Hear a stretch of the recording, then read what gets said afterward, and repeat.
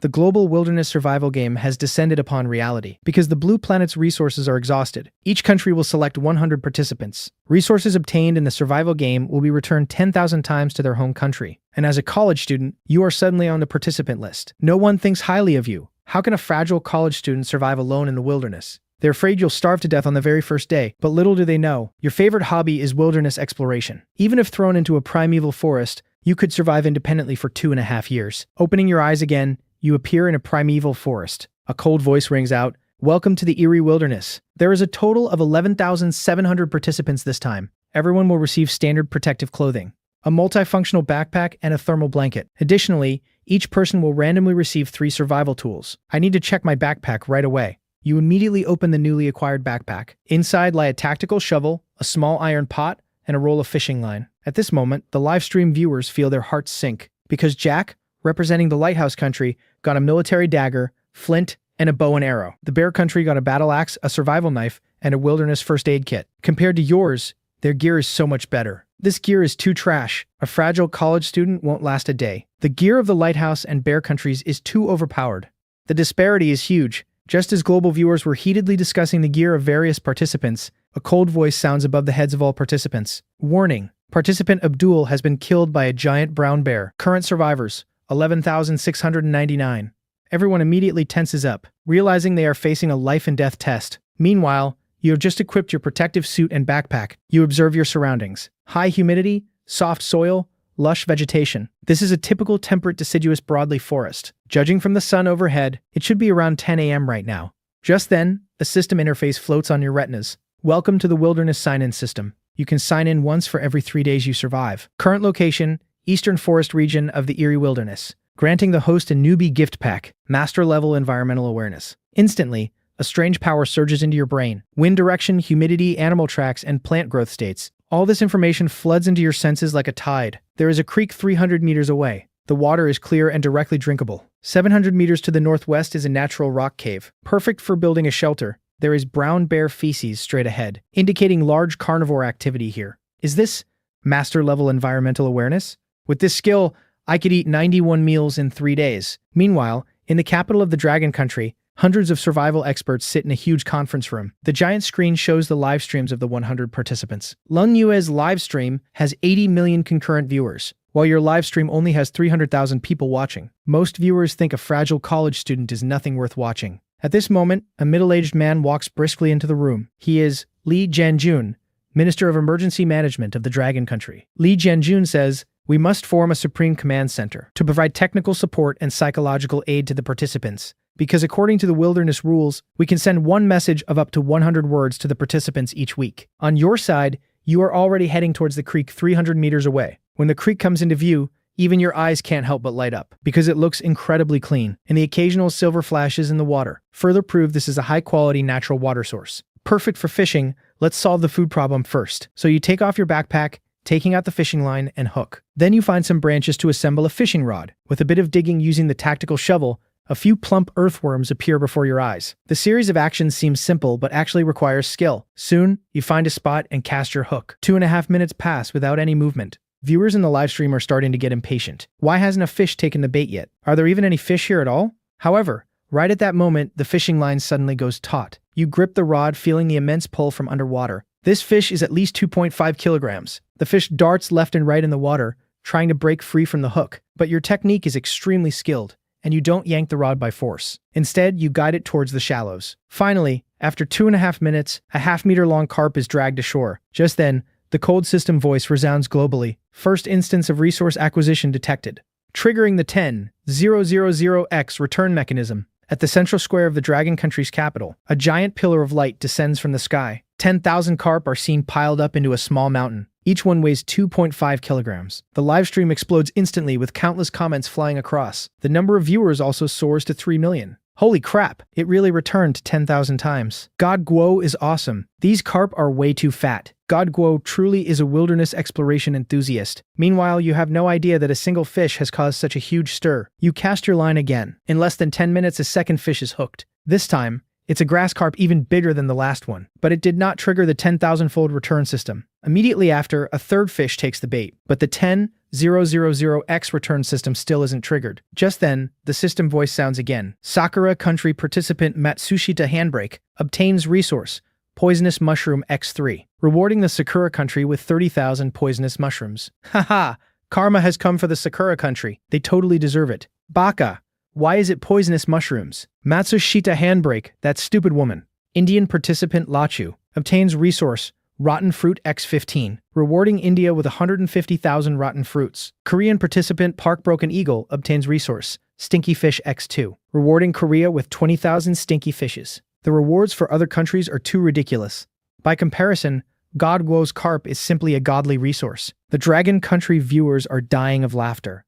This is the difference. Just then, another system prompt rings out. Dragon Country participant Leng Yu obtains resource, Wild Hare X1, rewarding the Dragon Country with 10,000 wild hares. Over on Leng Yue's side, an injured rabbit is seen lying on the ground. Leng Yue says, "Little guy, I hope you reincarnate into a better life." The time has reached 3 p.m. You skillfully use the tactical shovel to clean the fish. The cave you sensed earlier is a good choice. Just as you carry the fish and are about to head to the cave, a brown bear's roar comes from the distance, followed by the frantic cry of a deer. So there really is a brown bear nearby. You immediately stop in your tracks, your eyes locked on the source of the sound. It's known that a brown bear's attack power and speed are absolutely terrifying. You stand in place listening to the commotion in the distance. Your heartbeat can't help but accelerate. Not out of fear, but out of excitement. There's a stable, clean water source, abundant fish, and lush vegetation here. If that cave is suitable for living and safe enough, then the one who should be afraid is that bear. In your past life, you dealt with large beasts quite often. The key is to use the right method and find the right timing, using wisdom instead of brute force. After observing for 2.5 minutes, you still decide to walk in the opposite direction of the brown bear.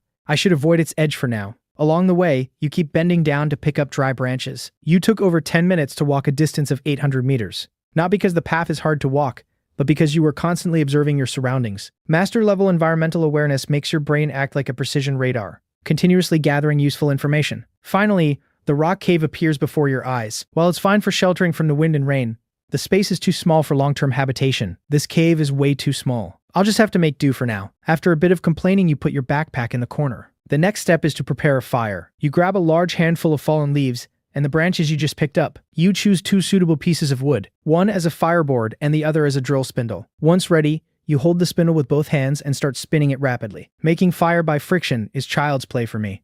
After all, I've been practicing wilderness exploration for 2.5 years. 2.5 minutes later, a wisp of blue smoke slowly rises. Once the fire is going, you begin to prepare dinner. You skewer the 3 fish with wooden sticks and then place them over the fire to roast. 10 minutes later, 3 perfectly roasted fish, crispy on the outside and tender on the inside, are ready. At this time, participants from other countries are still looking for wild fruits to eat, while you are not only eating roasted fish, but also boiling a pot of water. Just as you are rubbing your belly in satisfaction, master-level environmental awareness suddenly transmits a message. Near the cave entrance, there is a special herbaceous plant. Not only can it be brewed into tea, but it also seems to have aphrodisiac effects. There's such a good thing. I need to find it quickly. You put down the fish in your hands and immediately start searching nearby. Sure enough, next to a rock, there are a few slender green plants. This is dragon whisker grass. Eventually, you collect 10 stalks of dragon whisker grass. Rare resource acquisition detected, rewarding the Dragon Country with 100,000 stalks of dragon whisker grass. The entire world goes dead silent for 3 seconds before exploding again. Holy crap, an aphrodisiac? Real or fake? God Guo is giving out welfare to all the male compatriots in the country. Thank you, God Guo. I'm going to test the effects tonight. Perfect. I can brew a pot using the small iron pot. A bite of fish meat, a sip of dragon whisker tea. Absolutely wonderful. On your side, you have already put the freshly picked dragon whisker grass into the small iron pot. Instantly, waves of a refreshing fragrance spread out. A bite of fish meat, a sip of dragon whisker tea. With 2 roasted fish down the hatch, you're about 80% full. I'll save the remaining 1 for tomorrow. Time reaches late night, and there is no light pollution here. Looking up, you can see the Milky Way in the sky. Just then, you take a look at the data panel. Current global death toll, 127 people. So many died on the very first day. I hope the people of the Dragon Country can hold on. Afterward, you add plenty of firewood to the fire. Then you make a simple early warning device using the fishing line and the iron pot. God Guo is way too professional. He even set up a warning device. While other participants are still shivering in fear, God Guo has already started enjoying life. After finishing all this, you fall asleep tightly gripping the tactical shovel. The first ray of morning sunlight falls on your face. You stretch your back. What's the plan for today? Let's see if environmental awareness finds anything first. Master level environmental awareness transmits information again. About 2 kilometers to the southwest, there's a nest of wild pheasants. A flash of excitement crosses your eyes. Looks like I won't have to eat fish today. You quickly pack up all your belongings. If there's no better place nearby, I'll come back. You head toward the pheasant nest, stopping intermittently along the way. To successfully hunt pheasants, relying solely on the tactical shovel is far from enough. I need to make a spear. It not only has a long attack range and is easy to make, but it can also make up for humans' lack of speed and strength. You calculate in your mind. The shaft of the spear must meet a few conditions. Straight enough, hard enough, suitable length, and moderate weight. Half an hour later, you finally find a suitable tree. You briskly climb the tree with the tactical shovel. With one chop, you get a suitable spear shaft. Then you use the blade of the shovel to whittle the wood bit by bit. The spearhead gradually takes shape. Later, when I start a fire, I'll roast the spearhead over the flames. The wood will become even harder. The entire crafting process took about 40 minutes.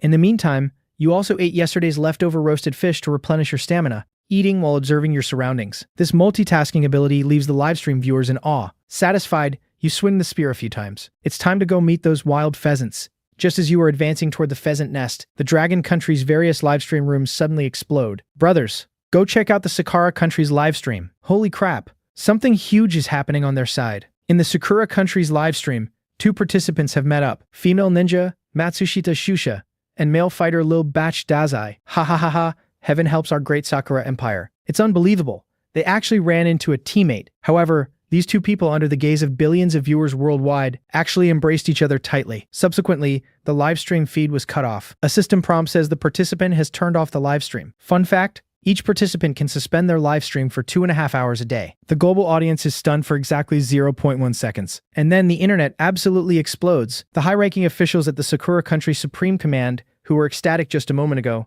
all turned green in the face. Baka Yaro, these 2 idiots. Is this the time for romance? Naturally, at this moment, you are unaware of the farce happening outside. You are fully focused, stealthily moving toward the pheasant nest. Master-level environmental awareness continuously relays surrounding information to you. 100 meters ahead, 3 wild pheasants are foraging. 2 adult pheasants and 1 juvenile, about half the size of the adults. Exactly 2.5.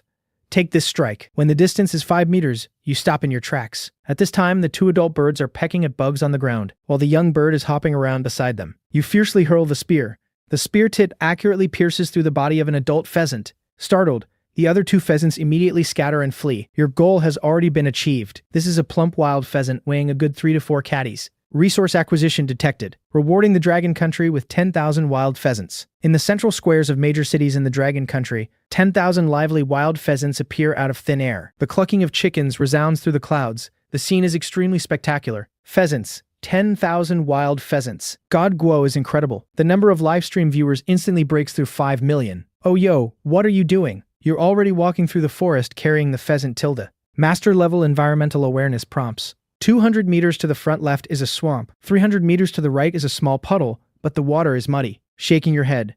Looks like I still need to return to the old spot. Returning to yesterday's fishing spot, you begin processing the pheasant. These feathers can actually be kept. They can provide stability when making arrows later. Then you throw some inedible organs into the water. When schools of fish gather at a while, it'll be good for fishing. After quickly clearing an open space, you set up a campfire. Then you fish while roasting the chicken. Perhaps because of the organs acting as bait, you catch quite a few fish in the following half hour. Resource acquisition detected, rewarding the Dragon Country with 30,000 mixed freshwater fish. Viewership instantly breaks through 8 million. Eating the roasted pheasant, you also clean those fish and prepare to roast them together. Absolutely delightful. Just then, the system suddenly sends a notification. Dragon Country participant Li Ming obtains resource.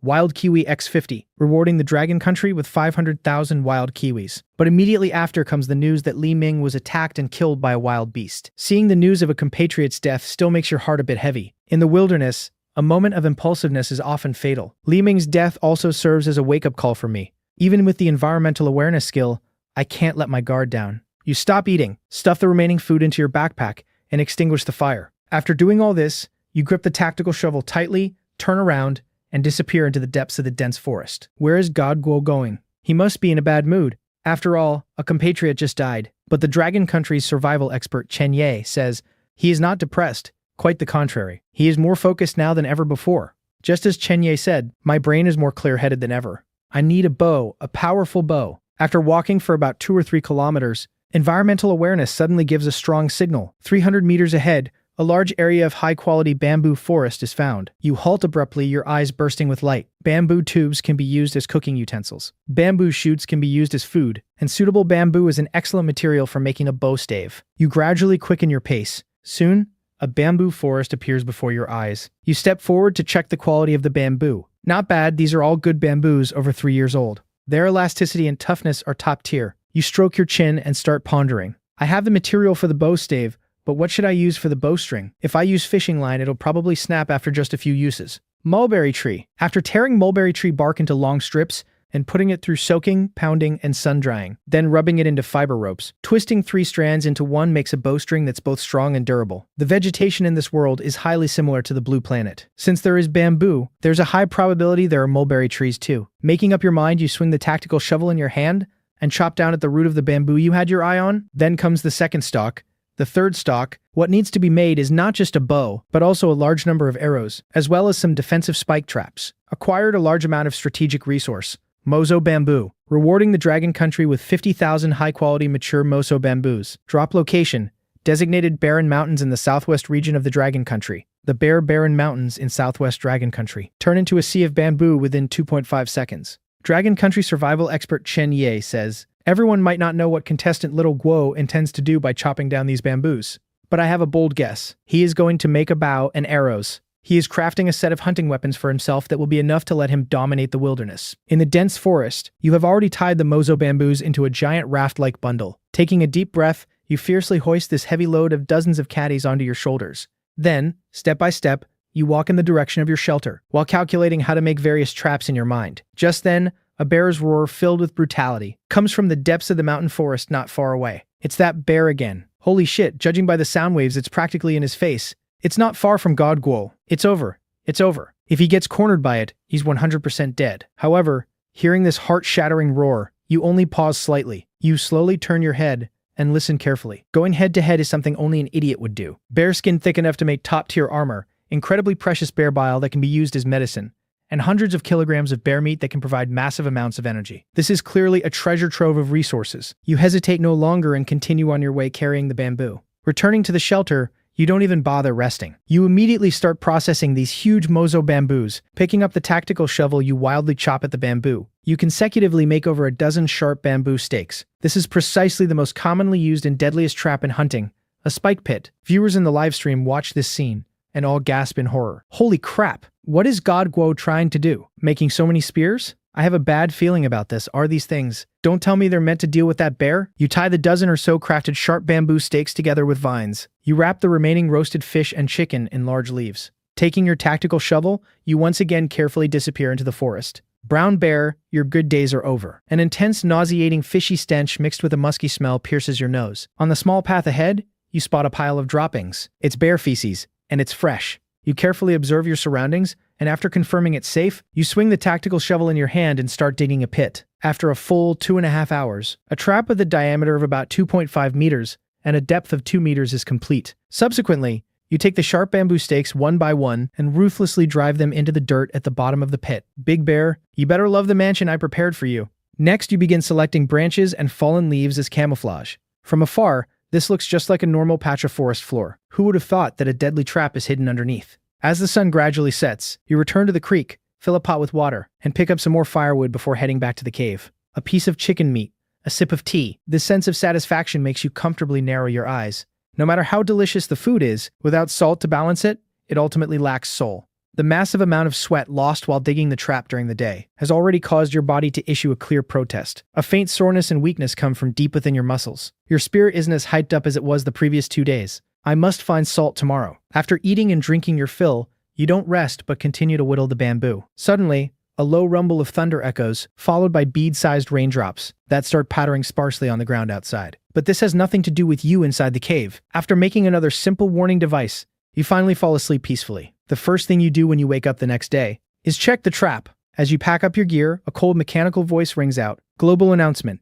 To increase the intensity of the competition, 1,000 airdrops have now been deployed across the wilderness continent, including but not limited to food, water, first aid kits, and even firearms. Dropping firearms directly? Is this wilderness survival or PUBG? Things are going to get chaotic now. Isn't this obviously encouraging the contestants to slaughter each other? Those guys from the Lighthouse country must be going crazy with joy. Out of their 100 contestants, at least 30 are retired Navy SEALs or Delta Force. If they get guns, won't it be a massacre? This is way too unfair for our Dragon Country contestants. Everyone's eyes once again focus on your live broadcast. Upon hearing the announcement, you only frown slightly and continue walking toward the trap. It takes you over half an hour to return to where you set the trap yesterday. From a distance, you can smell a faint scent of blood. Something fell in. Could it be Xiongda? You immediately grip your spear tightly and approach slowly. You see the area above the trap is a complete mess. You quickly rush over and peek inside. It's not Xiongda in the pit. Instead, it's a red deer. Evidently, it panicked during last night's rainstorm and misstepped. Although it's not a bear, this deer must weigh at least 200 to 300 pounds. Jackpot. Xiao Guo successfully captured a large prey, a red deer. Reward, 10,000 red deer. The entire Dragon Country completely boils over. At the central square of the Dragon Country's capital, robust and lively red deer pour out of the portal like dumplings into a pot. A stampede of 10,000 deer. The scene is spectacular. After a brief moment of shock, the citizens erupt in thunderous cheers. Holy crap, God Guo. I announce that from today onwards, Xiao Guo is my one and only male god. 10,000 red deer. These resources are top tier. You stand at the edge of the trap, observing for a moment, and then jump down. The first cut precisely slices the carotid artery to drain the remaining blood. Then you begin to cut, separate, and debone. In the blink of an eye, a 300-pound beast is dismantled into 7 or 8 parts by you. You carefully wrap the fattiest deer tenderloin in a piece of ribs, then hoist the heaviest hind leg onto your shoulder. You have to hurry and transport all the venison back to the cave to avoid attracting other wild beasts. Returning to the surface, you don't pause for a moment. 10 minutes later, you return to the cave. The remaining meat must be brought back as soon as possible. Meanwhile, in the dense forest less than 100 meters from the trap, an outrageously massive brown bear pokes its head out from behind the bushes. Its standing height is definitely over 3 meters. Its brown fur stands erect like steel needles. The most terrifying part is its eyes, devoid of any emotion. It watches your retreating figure, its huge paws pacing restlessly on the ground. 20 minutes later, you reappear at the edge of the trap. Suddenly, you notice on the dirt the glaring impressions of several huge bear prints. A chill instantly shoots up to the crown of your head. That thing left not long ago, and might even still be nearby. Daring to steal my stuff? See if I don't skin you alive. The anger in your eyes is replaced by a cold, murderous intent. Back in the cave, the deer leg lies quietly on a cool stone slab, but you have no appetite at all. The more you hold back, the angrier you get. The more you yield, the more you feel cheated. So you walk out of the cave without looking back. You decide to change direction and try your luck in an unexplored area. After walking for a kilometer like this, your footsteps suddenly halt. About 50 meters ahead to the left, there's something. Getting closer, you find exactly what you've been searching for. A mulberry tree. Fantastic. With a bow and arrows, combined with mulberry bark, that bear and I are going to settle our score. Thinking of this, you immediately pull out your entrenching tool and carefully strip the bark from the mulberry tree. Collecting 2.5 coons worth should be enough. I can make a bowstring when I get back. After finishing the collection, you shoulder your backpack with satisfaction. Just as you are preparing to explore deeper, your right shoulder is suddenly tapped lightly. That touch, soft, carrying a bit of warmth, like a hand. WTF. Who is it? In almost an instant, you grip the shovel tightly and swing backward. However, there is absolutely nothing behind you. The next second, a monkey's cry comes from the tree. You see a monkey hanging from a branch. It grins, actually trying to snatch your backpack. This time, you are thoroughly enraged. A bear stole my meat, and now even a wild macaque dares to crap on my head? In the wilderness, mercy to others is cruelty to oneself. You grip the shovel dead tight. The monkey's shrieks echo through the forest. After dealing with the monkey, you ignore its corpse. You have no interest in this kind of food. Just then, the broadcast chat explodes again. Quick, go watch the Asan broadcast. That guy is absolutely unhinged. Meanwhile, in the Indian contestant stream, a bearded contestant named Kumar has a smug look on his face. In front of him is a newly opened airdrop box, containing a first aid kit and a few packs of compressed biscuits. More eye-catching is the meter-long monitor lizard he's holding in his hand. This contestant named Kumar had good luck. He found an airdrop and caught food. However, the next second, on a live broadcast under the gaze of global viewers, he actually gives the lizard a wicked smile. Then, the screen instantly goes black. System prompt. The contestant has closed the stream. It will be forcefully reopened in 2 hours. The whole world goes silent at this moment. I originally thought the Japanese contestants were unmatched in depravity. Little did I know there was someone even more extreme. Even the survival expert could only drink water to ease the awkwardness upon seeing this. Meanwhile, you are still exploring the unknown area. 100 meters ahead is a swamp. You change direction without hesitation and bypass it. Soon, You find a lot of animal feces on the ground. This should be a gathering place for some kind of animal, or perhaps their daily thoroughfare. You grip the spear tightly and blend into the tall grass. In the middle of the clearing ahead, a fawn is licking grayish-white stones. Your pupils sharply contract. That's a salt lick. For the past few days, relying only on the trace amounts of salt in the food itself, your body has already started issuing warnings. And now, a massive treasure trove is presented right before your eyes. I want this salt mine, and I want this deer too. You slowly crouch down and gradually approach the fawn, waiting until you reach striking distance. The spear flies out and precisely pierces the fawn's neck. The fawn immediately runs in panic, but after taking just a few steps, it crashes to the ground. You walk up and pull out the spear, but you don't rush to process the deer. Instead, you turn around and use the shovel to chip off a piece of rock salt, sticking out your tongue to give it a light lick. It really is a salt mine. Having salt means you can make jerky to preserve food long term, and your stamina can quickly recover to its peak. Resource obtained: wild forest deer. Dragon Country receives 10,000 wild forest deer. For the next while, you strike the salt mine forcefully. Every strike of the shovel slightly numbs the webbing of your hands. You don't stop until your backpack is nearly half full. Today's harvest? A 40 or 50 pound forest deer and over 20 pounds of fresh coarse salt. The journey back seems much brisker. Just then, a Crimson System prompt pops up. Lighthouse Country contestant Jack has successfully eliminated Brazilian contestant Pedro. Someone is actually offing people. Jack, a former member of the Lighthouse Country SEAL Team 6, an elite special forces operative skilled in jungle warfare and assassination. To him, this wilderness isn't a place for survival, but a hunting ground. The nature of this game is changed. From this second on, every living person in this wilderness could be a hunter. Or they could be prey. Returning to the cave, you place a chunk of rock salt on a flat stone. Then raise another stone and smash it down hard. This way, you get pea-sized salt fragments. With continuous pounding, a small pile of crushed rock salt forms in front of you. Your purpose for doing this is purification. This not only improves the taste, but also removes most heavy metals. The ratio of water to rock salt is about 10:3. Next is heating and dissolving. You pour the fragments into an iron pot and stir constantly. After it dissolves, you take out an empty bamboo tube from your backpack. You add fine sand brought back to the cave, plant ash from the campfire, and finally, charcoal. Thus, a simple water filter is complete. Then you slowly pour the salt water into the bamboo filter. After repeating the filtration 3 times, you pour the clean salt water back into the pot to evaporate and crystallize. As the water evaporates, white crystals begin to appear at the bottom of the pot. The entire purification process takes nearly 2 hours. When that layer of snow-white salt crystals appears at the bottom, the entire broadcast chat erupts. Holy crap, he actually managed to purify it. This salt looks even whiter than what you buy in supermarkets. God Guo is way too awesome. Afterwards,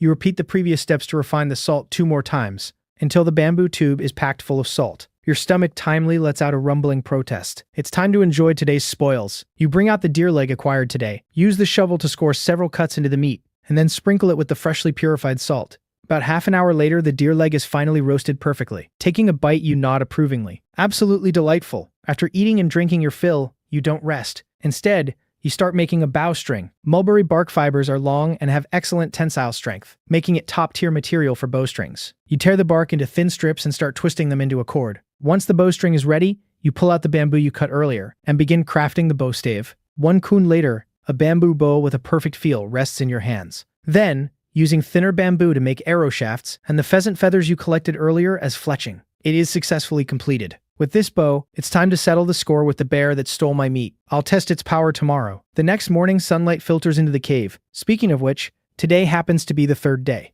I wonder what reward the system will give. Detected that the host has survived consecutively in the wilderness for 3 days. Check-in conditions met. Would you like to check in immediately? You silently affirm the check-in and turn off your live broadcast. If the system hands out certain items, the audience definitely cannot see them. In the Dragon Country broadcast room, the previously clear image suddenly goes black. Over 1 billion viewers instantly panic. Holy crap, what's going on? Where's my God Guo? Why is there a black screen? Did something bad happen? Don't scare me. The survival expert rubs his chin and says slowly, I guess he might be crafting some crucial tool or trap. Check-in successful. Reward obtained. Desert Eagle Pistol, 30 rounds of ammunition. A firearm. With the bow and arrow, I felt I had stepped into the era of cold weapons. And now, with this gun, I've directly leaped into modern warfare. But how to explain this now? I can't exactly tell the audience when I turn the stream back on. Oh, I twisted this out of bamboo and vines, right? An airdrop. Yes, an airdrop. You stash the magazine along with the pistol into the deepest part of your backpack. After doing all this, you reopen the live broadcast. Then, picking up the newly made bamboo bow and arrows with your left hand and carrying the sharpened spear in your right, you walk out of the cave fully armed. The audience immediately realizes you are heading in the direction of the trap. Holy crap, holy crap. That's a giant bear. Is he really going just holding a bow and arrows? God Guo is way too brave. Can a bamboo bow even defeat a brown bear? Chen Ye's expression also turns serious. Contestant Xiao Guo's choice is very bold, but also very dangerous. Unless he hits a vital spot like the eyes, otherwise, the consequences are unimaginable. Yet at this moment, you are exceptionally calm. You arrive next to the trap that was destroyed by the brown bear earlier. The dirt around the pit is still loose, still bearing that massive bear print. You don't rush to act, but instead start resetting the trap. You replant the sharp bamboo stakes that were dug up yesterday, using loose soil and leaves to camouflage the pit opening flawlessly. Then, you toss the bloody venison on top of the trap. After setting all this up, you pick a large tree with an excellent vantage point and climb up. You draw the bowstring, aiming down at the disguised trap. Everything is ready. Like the most patient hunter, you merge entirely with the surrounding environment, quietly waiting for that bear to walk right into the net. Big bear, your lunch is ready. Let's see if you dare to come take it. During the long wait, you remain motionless. To pass the boring time, you open the system light screen. Lines of information refresh on the screen. Lighthouse Country contestant Bruce successfully opened a resource airdrop, obtaining a compound crossbow and 10 arrows. Indian contestant Raj died from mistakenly consuming poisonous plants. Dragon Country contestant Wang Xin discovered iron ore, a new open-pit iron mine added to Dragon Country's territory. Right now, everyone still mostly has wooden weapons. Going out to explore more is the true path. Smelting iron ore and forging iron weapons is necessary for long-term development. I must deal with this bear quickly. Stockpile enough food, and then go search for an airdrop to legitimize the origin of my handgun. Meanwhile, in another forest sector, an agile figure maneuvers silently through the woods. Female Special Forces operative Lang Yu. The popularity of her broadcast is similarly high. Countless viewers follow her perspective, experiencing textbook-level jungle infiltration. Suddenly, Lang Yu stops in her tracks. It's a small scrap of shaved bamboo skin. She picks it up and examines it closely, then casts her gaze toward a cave not far away. She doesn't advance rashly. Instead, she circles the cave to reconnoiter. Soon, more traces of human survival appear before her eyes. Tree stumps chopped with sharp tools, bloodstains left from processing animal organs. Eventually, she arrives at the mouth of the cave you've been living in. The embers of the campfire inside still hold warmth, and there are scattered pieces of rock salt on the ground. All the details converge, sketching a clear image in her mind. A formidable presence who is extremely experienced, highly capable, and has already solved the issues of food, fire, and salt. Holy crap, what fate! This is God Guo's home. That's your long-lost teammate. In the Dragon Country High Command, everyone stands up. How they wish Lang Yu could reunite with you. With two top aces joining forces, Dragon Country's chances of winning would increase infinitely. Unfortunately, they can't do anything. Lang Yu observes at the cave entrance for a full 5 minutes, and ultimately chooses to retreat. This territory is claimed, without knowing whether the other party is friend or foe. Rashly intruding into a strong individual's territory is an extremely dangerous act. She needs to find other Dragon Country compatriots who require help. She touches her backpack. Inside is the meat jerky she made. These are her rations, and also the hope she saves for future teammates. At this moment, you have been in the tree for 4 or 5 hours. Suddenly, a highly uncoordinated rustling sound approaches. That's the noise of a heavy body crushing dead leaves and snapped branches. You abruptly open your eyes. You see an outrageously massive brown bear, slowly pacing out from the depths of the dense forest. It's even more colossal than you imagined. Standing up, it definitely exceeds 3 meters. The chat instantly blows up. It's Big Bear. Big Bear is here. God Guo, run away quickly. Arrows can't pierce that thing at all. Chen Ye's expression is unprecedentedly solemn. Now it all comes down to whether his trap works. The giant bear approaches the trap step by step. It lowers its head, looking at the piece of venison giving off an alluring scent. But it doesn't move. It just paces back and forth around the trap, occasionally sniffing vigorously with its nose. It seems to know this delicious meal is dangerous. Time ticks by minute, and your heart is in your throat. The bone arrowhead made from deer bone is deadlocked on the giant bear's eyes. You are waiting for the perfect moment. Either the giant bear loses patience and steps into the trap, or it exposes an absolute vulnerability. The giant bear circles the trap for fully 3 laps, but its next move leaves you and the tens of millions of viewers in Dragon Country utterly dumbfounded. The giant bear doesn't pounce or test the ground. Instead, it cautiously walks to the edge of the trap, and then, like a human, controls its body to slowly slide down. Its massive frame perfectly avoids the bamboo stakes. The camouflage layer and the venison fall in along with it. This beast actually entered the trap completely unscathed, and got the food. Holy crap, holy crap. Is this really a bear? This thing is smarter than Boonie Bears. The entire Dragon Country live chat goes completely mad. Everyone is shocked by the bear's intelligence. Up in the tree, the veins bulge on the hand gripping the bow. You had envisioned countless possibilities, but never anticipated this one. The giant bear at the bottom of the pit picks up the venison in its jaws and prepares to climb out. Millions of viewers' hearts leap to their throats. The opportunity has arrived. Above the canopy, a cold smile tugs at the corner of your mouth. Just as that head pokes over the edge of the trap, with a thwip, an arrow tears through the deathly silence of the forest. Although it flawlessly shoots toward the giant bear's forehead, this crude bamboo bow and deer bone arrow cannot pierce the giant bear's thick skull. However, that immense kinetic impact solidly strikes its head. The giant bear cries out in pain. Its body, which had mostly climbed out, instantly falls backward. Following a series of flesh-piercing sounds, those lethal bamboo stakes finally meet their target. A heart-wrenching and furious roar erupts toward the sky, shaking the entire forest with a buzzing resonance. Countless birds resting in the woods are startled into flight. Up in the tree, fine beads of sweat seep from your forehead. You don't dare slack off for a second, immediately pulling a second arrow from your back. As long as that bear dares to show its head again, what greets it will be another round of merciless strikes. Inside the trap, the giant bear's roars become increasingly frantic, its huge paws blindly thrashing in the narrow pit. Soon, billowing dust surges out of the trap opening, instantly obscuring your vision. This bear is actually quite smart. You hold your breath, carefully listening to the commotion below. Within the dust, the thrashing sounds gradually cease, replaced by the sound of something scraping against the dirt. It's climbing. You draw the bow even tighter. Suddenly, a massive dark silhouette slowly rises, but this time it's facing right toward you.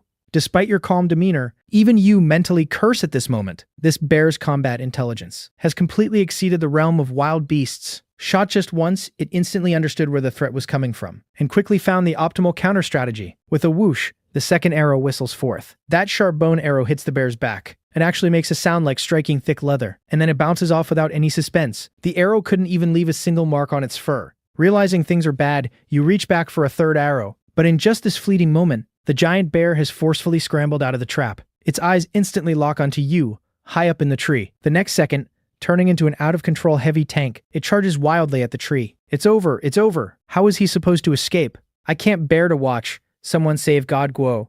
God Guo is certainly a dead man now, right? The brown bear's impact force is too terrifying. Even drawing upon all your lifelong knowledge, you cannot fathom how a human could survive in this situation. The giant bear's body brutally smashes into the ancient tree, closely followed by a second ram. A visible crack rapidly spreads across the center of the trunk. Just a second before that massive tree is about to splinter apart, you make your move. Gripping the hardwood spear with both hands, you leap down directly toward the giant bear below. Holy crap, he's insane. He's insane. Does God Guo have a death wish? Just when everyone thought you had given up, the next second, they witness an unforgettable sight. You plunge down like a human cannonball falling from the sky. Time infinitely stretches at this moment. Fear appears in the giant bear's eyes for the very first time. More than half of the spear completely buries itself into the giant bear's skull. The giant bear finally collapses limply to the ground. It twitches a few times and breathes no more. Absolute silence. Tens of millions of viewers in the Dragon Country broadcast are stunned for a full 10 seconds. Holy crap. What just happened? A miracle. This is a goddamn miracle. God Guo is invincible. That maneuver was god tier. Chenye abruptly slams the table, his face flushed red. Absolutely incredible. This Xiao Guo is unmatched. Dragon Country contestant Xiao Guo successfully hunted a mutated brown bear. 10,000 adult brown bears will be added to Dragon Country's territory. Across major virgin forests and nature reserves within Dragon Country, massive giant bears appear out of thin air, one after another. You remain entirely oblivious to the uproar outside. You pull out the shovel from your waist, use it to cut open the bear's abdomen. Find the dark green sack-like object, wrap it in a large clean leaf, and stuff it into your backpack. Then, you begin to process the bear pelt. This is a massive undertaking. You cut off the choicest forebear paws and a large chunk of tenderloin, wrapping them up with the processed bear hide. After doing all this, you hoist the pelt-wrapped meat onto your shoulder and look for a suitable clearing nearby. Just a few steps out, you catch a familiar scent. Wild scallions? Your eyes light up as you follow the smell. Just on a nearby slope, grows a patch of wild scallions. You swallow hard. You haven't eaten for almost 10 hours, and having just survived a life-or-death struggle, your physical strength is pushed to its absolute limit. Right now, these scallions look like a heavenly delicacy. Holy crap, what luck. You quickly walk up to the patch and unceremoniously pull up a dozen thick scallions. With these treasures, today's bear meat feast will be perfect. You find a flat, open space nearby and start a fire. You place the bear tenderloin on a flat stone and use your entrenching tool to cut it into hearty slices. The surface of the meat gradually turns a tempting caramel color. You pick up a piece and put it in your mouth. It's simply divine. But while the bear meat is savory, it's too greasy. Eating it alone gets sickening quickly, so it's time for the scallions. You pick up a scallion and take a big bite. The spicy juice instantly fills your mouth. Then you grab another slice of meat. Unbeatable. This combination is a match made in heaven. It would be even more perfect with some liquor. Once I find a suitable place to build a shelter, the brewing plan needs to be put on the agenda. By then, barbecue paired with homemade liquor will be true enjoyment. Just as you are immersed in the joy of the food, you catch a glimpse of strange smoke rising above the distant forest. An airdrop, you react instantly, excitement flashing in your eyes. You quickly estimate the distance. It's about 20 kilometers away, deep in the dense forest. With your current load, it'll probably take a whole day to walk there. No use rushing. Let's finish eating first. In another forest area closer to the airdrop, Lung Yu Elsa spots that trail of red smoke. As a professional special forces operative, she knows the value of an airdrop better than anyone. Weapons, medical supplies, military rations, any of these can drastically improve survival chances. Judging by the terrain, it should be a relatively open valley. Although the flat ground is ideal for the airdrop to land, it also means a lack of cover, making it easy to be exposed. Lung Yu weighs the pros and cons in her mind. The airdrop will inevitably attract a large number of players. A fierce battle will be unavoidable. On her own, her chances of winning aren't great. But she has no other choice. She must secure more resources for her country. Lang Yu checks her gear. A military dagger, a handmade bow, some jerky, and a bottle of water. She takes a deep breath and sneaks toward the airdrop's direction. Holy crap, Goddess Lung Yu saw the airdrop too. Now this is going to be a good show. Will God Guo and the goddess meet at the airdrop? Please let them team up. You wrap some of the bear meat in large leaves and stuff it deep into your backpack. Unfortunately, the bag is too small, so you have to leave most of it behind. The 100 pounds of meat on the ground, these are life-saving treasures in the wilderness. But there's no way one person can carry this much. Then, you stride toward the red smoke. On a hillside closer to the airdrop, Marisa Matsushita licks her lips. Darling, did you see that? Sao Bi Zaijur flashes a white-toothed grin. Of course I did, my little wild cat. We must get our hands on this airdrop. The two pack their gear and move quickly toward the airdrop. Major live streams worldwide are completely boiling over. Holy crap. This is setting up for a massive brawl. Those two Japanese scumbags are still showing off their affection. So disgusting. They have a numbers advantage. The other players are in danger. Meanwhile, you are moving quickly through the dense forest.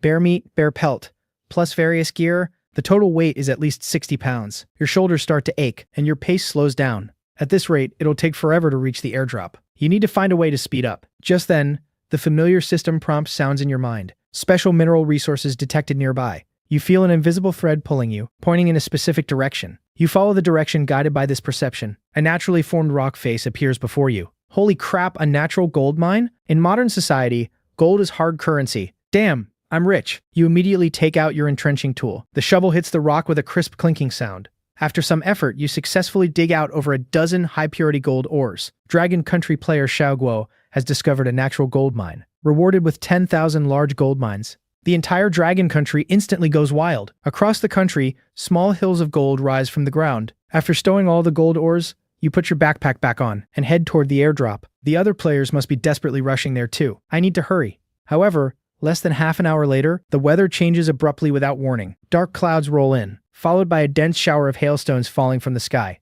In desperation, you take out your iron pot and without thinking, slam it onto your head. But every hailstone that hits your body hurts like hell. Soon, your back and arms are covered in bruises. This is out to kill me. You sprint with the pot on your head, while looking around for shelter. Finally, you spot a cave under a nearby rock face. What damn weather. The Japanese duo scurry through the forest covering their heads.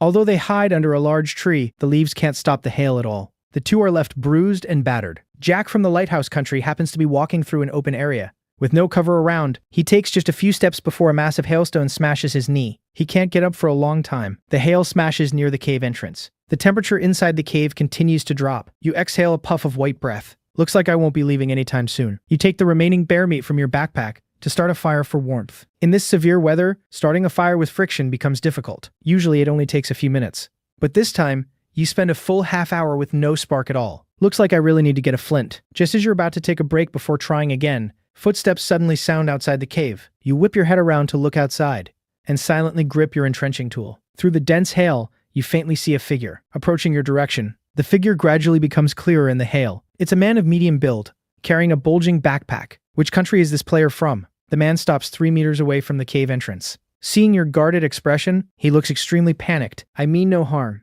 He hurriedly raises his hands high. Damn, this guy.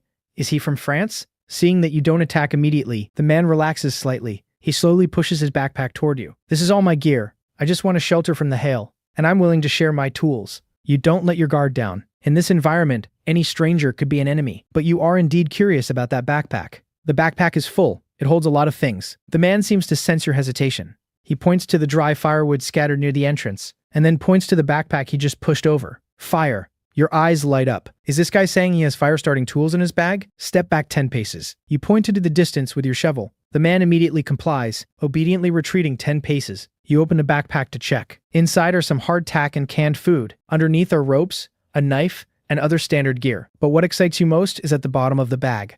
A flint. Then you look up at the mixed-race man. He is still maintaining his surrender pose. What's your name? DuPont Pierre. Have you not found anyone from your country either? Yeah, it's just been me all along. I have bad luck. I got lost for 3 days before finding this place. Most players from other countries form temporary teams. It's normal for them to scatter when facing danger. What do you want? Pierre hesitates, pointing to the cave. I want to take shelter from the rain with you. Fine, but under a few conditions. Surprise flashes in Pierre's eyes. What conditions? First, you do exactly as I say. Second, no personal questions. Third, if we encounter danger, it's every man for himself. I don't mind cooperating temporarily, but there won't be any friendship here. In here, you can't completely trust anyone but yourself. Pierre nods repeatedly, then quickly grabs his backpack and rushes into the cave. You start the fire. First, you dig a small pit with the shovel, then gather dry stones to form a circle. Pierre proactively hands over the flint and some dry grass. You take the flint and quickly strike it with the edge of your shovel. Soon, a small flame dispels the damp, cold chill. You skewer the bear meat on sticks and roast it. Pierre swallows hard. He hasn't had hot food in 2 days. Want some? Pierre nods frantically, his eyes full of desire. Yes. Very much. Trade your flint for it. A flash of anger passes through Pierre's eyes, but he quickly returns to normal. He hands you the flint with both hands. Here. You nod in satisfaction. This is a profitable trade. Thank you. Thank you so much. He takes a careful bite and instantly narrows his eyes in delight. This is delicious. What kind of meat is this? Bear meat. Pierre's eyes widen immediately. You killed a bear? You don't elaborate, and instead continue roasting your own portion. The way Pierre looks at you completely changes. Anyone who can kill a brown bear barehanded is absolutely a top-tier hunter. Following such a powerhouse greatly increases survival chances. He secretly rejoices at his choice. Hail continues to fall outside, but inside the cave, it's as warm as spring. The two of you silently enjoy the hot roast meat, neither speaking another word. But it's not just the aroma of meat filling the air. There's also a subtle, different atmosphere. Pierre steals glances at you from time to time, an imperceptible glint of calculation in his eyes. You really are amazing. This is the first time in my life I've met someone who killed a brown bear. You don't respond, merely poking the fire with a stick. I imagine a strong guy like you must have a lot of good stuff, right? You finally shoot him a look, and Pierre's heart skips a beat. He remembers the rule you just set. No personal questions. We French have a saying, friends should help each other. You saved me, and I will definitely repay you. The audience in the live stream has already noticed something is off. This guy's eyes look shady, like a weasel plotting to steal a chicken. Careful, God Guo. I feel like this guy is up to no good. As the night deepens, the hail outside finally stops. Pierre checks his watch and glances at you resting with your eyes closed. It's getting late. Why aren't you sleeping yet? Haha, I'm used to sleeping late. You rest first. I'll take the watch to ensure it's safe. I'm not tired. Your answer completely shuts Pierre down. Pierre feels anxious inwardly, but maintains a friendly facade. Then, should we keep watch together? Up to you. Time ticks away minute by minute. Pierre appears increasingly restless. Excuse me, I need to go out to relieve myself. A faint, cold smile touches the corner of your mouth. Need to bring all your belongings just to go to the bathroom? Suit yourself. Relieved, Pierre quickly walks out of the cave. After he leaves, you suddenly stand up and kick the campfire out. You shoulder your gear and silently blend into the darkness. You quickly find a spot behind a windbreak rock. Knocking an arrow, you completely merge with the night. Just as I thought, this guy is definitely sketchy. Less than 10 minutes later, 2 sets of sneaky footsteps approach from a distance. Ivan, right in that cave. Just one guy. His gear is top-notch. Are you sure there's only one? You weren't spotted, right? Positive. I watched him all night. He's alone. Ivan sneers. Cripple his limbs first, then take all his gear. Remember, don't leave any traces. Then, the two lunge into the cave like starving wolves. But the cave is empty. There is only a scattered pile of ashes. Pierre's face pales. Impossible. He was just here. How could? Ivan spins around, glaring at him fiercely. You idiot, you were exposed. Right then, an arrow pierces through Pierre's thigh. The massive impact knocks him to the ground. Ivan turns pale with fright, raising his machete and roaring in the direction the arrow came from. Who is it? Get the hell out here. His answer is a second arrow, which goes straight through his knife-wielding wrist. The machete clatters to the ground. Ivan clutches his bleeding wrist, screaming in agony. You slowly step out from behind the rock, aiming your arrow at the two of them again. No words needed. You slowly draw the bowstring. Survival of the fittest. After dealing with them both, you begin looting the spoils. The night wind brings a heavy stench of blood, but you couldn't care less. Jackpots. Besides some hardtack and half a bottle of water, there is a brand new red first aid kit. This is basically a second life in the wilderness, followed by a Swiss Army knife. Looking at Ivan, the big guy's backpack holds half a dried rabbit, a roll of nylon rope, and the machete on the ground. These are highly sought-after, top-tier survival supplies. You stuff everything useful into your backpack. You take one last look at the two corpses on the ground. Your eyes cold. Next life? Keep your eyes open. With that, you turn and vanish into the night. Meanwhile, the Dragon Country stream is in wild celebration. The comments erupt like a volcano, so dense that you can barely see the screen. God Guo is invincible. This is how a true Dragon Country man should be. In the studio, Sabaning slams the table in excitement. A textbook counterkill. He proved to everyone with his actions. In the wilderness, the most dangerous thing is the human heart. However, Dragon Country's celebration contrasts starkly with the dead silence from certain other nations. On the Global Emergency Meeting channel, the French representative's face flushes red. He frantically accuses Dragon Country over your actions. However, the Dragon Country rep effortlessly strikes back. After all, those are the rules of the game. As a result, the French rep gets nowhere with his complaints. Seeing that he can't win on the rules, the French rep viciously threatens. In 2 days, the comms channel between players will temporarily open. I will personally order all surviving French players to assemble and hunt down all Dragon Country players at any cost. His words instantly drop the atmosphere in the meeting room to the freezing point. But the Dragon Country rep just chuckles lightly. We'll be waiting. Meanwhile, in the eerie wilderness, carrying your heavy spoils, you move silently through the forest, and the battle report of you killing the 2 foreign players has been broadcasted. Inside a hidden cave covered in vines, Lum Yu is sharpening her military dagger. Suddenly, her watch vibrates. She glances at the screen. Her pupils shrink sharply when she reads the battle report. Xiao Guo again.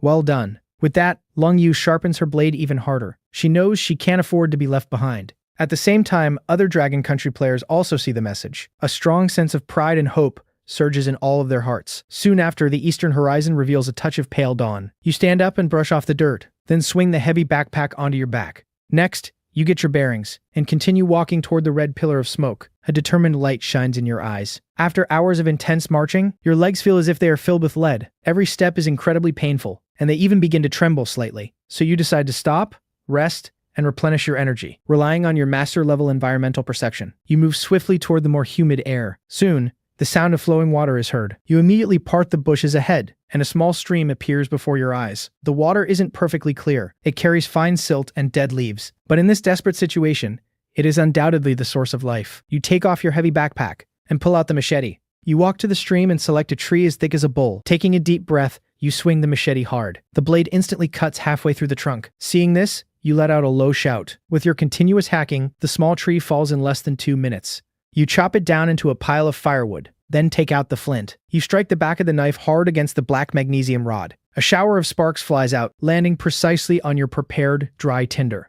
The next second, thin blue smoke curls up. The flame whooshes to life, and soon, a warm campfire is burning. All your exhaustion and cold are dispelled. It feels so good to have fire. That said, you use your shovel to dig a simple filtration pit by the stream, layering it with sand, gravel, and plant ash. You scoop up the murky stream water and filter it repeatedly, then pour it into the iron pot and place it over the fire. While waiting for the water to boil, you take out the half-dried rabbit. The rabbit meat is as dry as a piece of wood, but to you, it looks like top-tier cuisine. Eating too much bear meat is too greasy. Having some rabbit isn't bad. Thinking of this, you take out the Swiss Army knife, easily cutting the rabbit meat into small pieces. You skewer them on branches and roast them over the fire. Soon, the high heat forces out the grease, and a rich aroma of meat wafts through the forest. Millions of viewers in the Dragon Country stream are drawn by this mouth-watering sight. In the studio, Sa Baining can't help but swallow hard, while Chen Ye beside him looks serious. Xiaoguo's water treatment method is the most classic and effective percolation method. This demonstrates an extremely rich experience in wilderness survival. At the stream, as you drink the boiled water and eat the crispy yet chewy roasted rabbit meat, the exhaustion from being awake all night is gradually washed away. Soon, you finish the last piece of rabbit meat. You use sand and dirt to completely bury the campfire, then pour water over it and carefully check to ensure not a single ember remains. As you put on the heavy backpack again, you instantly feel full of vitality. You quickly reorient yourself and continue heading toward the airdrop signal. However, barely half an hour into your trek, your footsteps involuntarily slow down, simply because the forest has become too quiet. The earlier chirping of birds and bugs has completely vanished. Instantly, a chill shoots from the soles of your feet straight to the top of your head. Your entire body tenses up. You reach down to grip the machete at your waist. Your master-level environmental perception is pushed to its absolute limit. You scan your surroundings, and finally, your gaze locks onto the space between 2 trees ahead. There, about 10 centimeters off the ground, is a thin string. It's a tripwire trap twisted from some kind of animal casing. The Dragon Country stream instantly explodes. In the studio, Chen Ye stares intently at the screen. This is a trap set specifically for humans. Xiao Guo is being targeted. Hearing this, everyone's heart leaps into their throats. However, you make an unexpected move. You slowly crouch down and reach out your finger, then gently draw a few circles on the ground. A moment later, you construct a 3D attack diagram in your mind, analyzing where an attack might come from once the trap is triggered.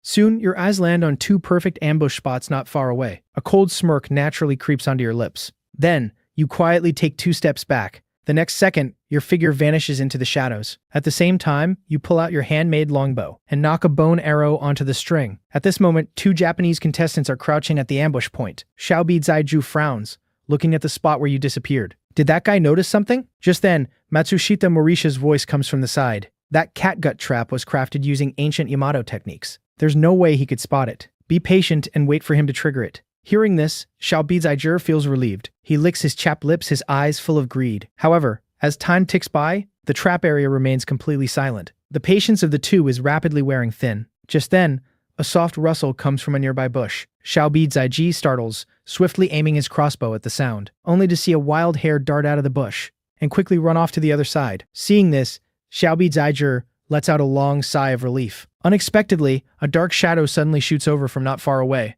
An arrow precisely pierces through Xiaobi Zaiji's wrist.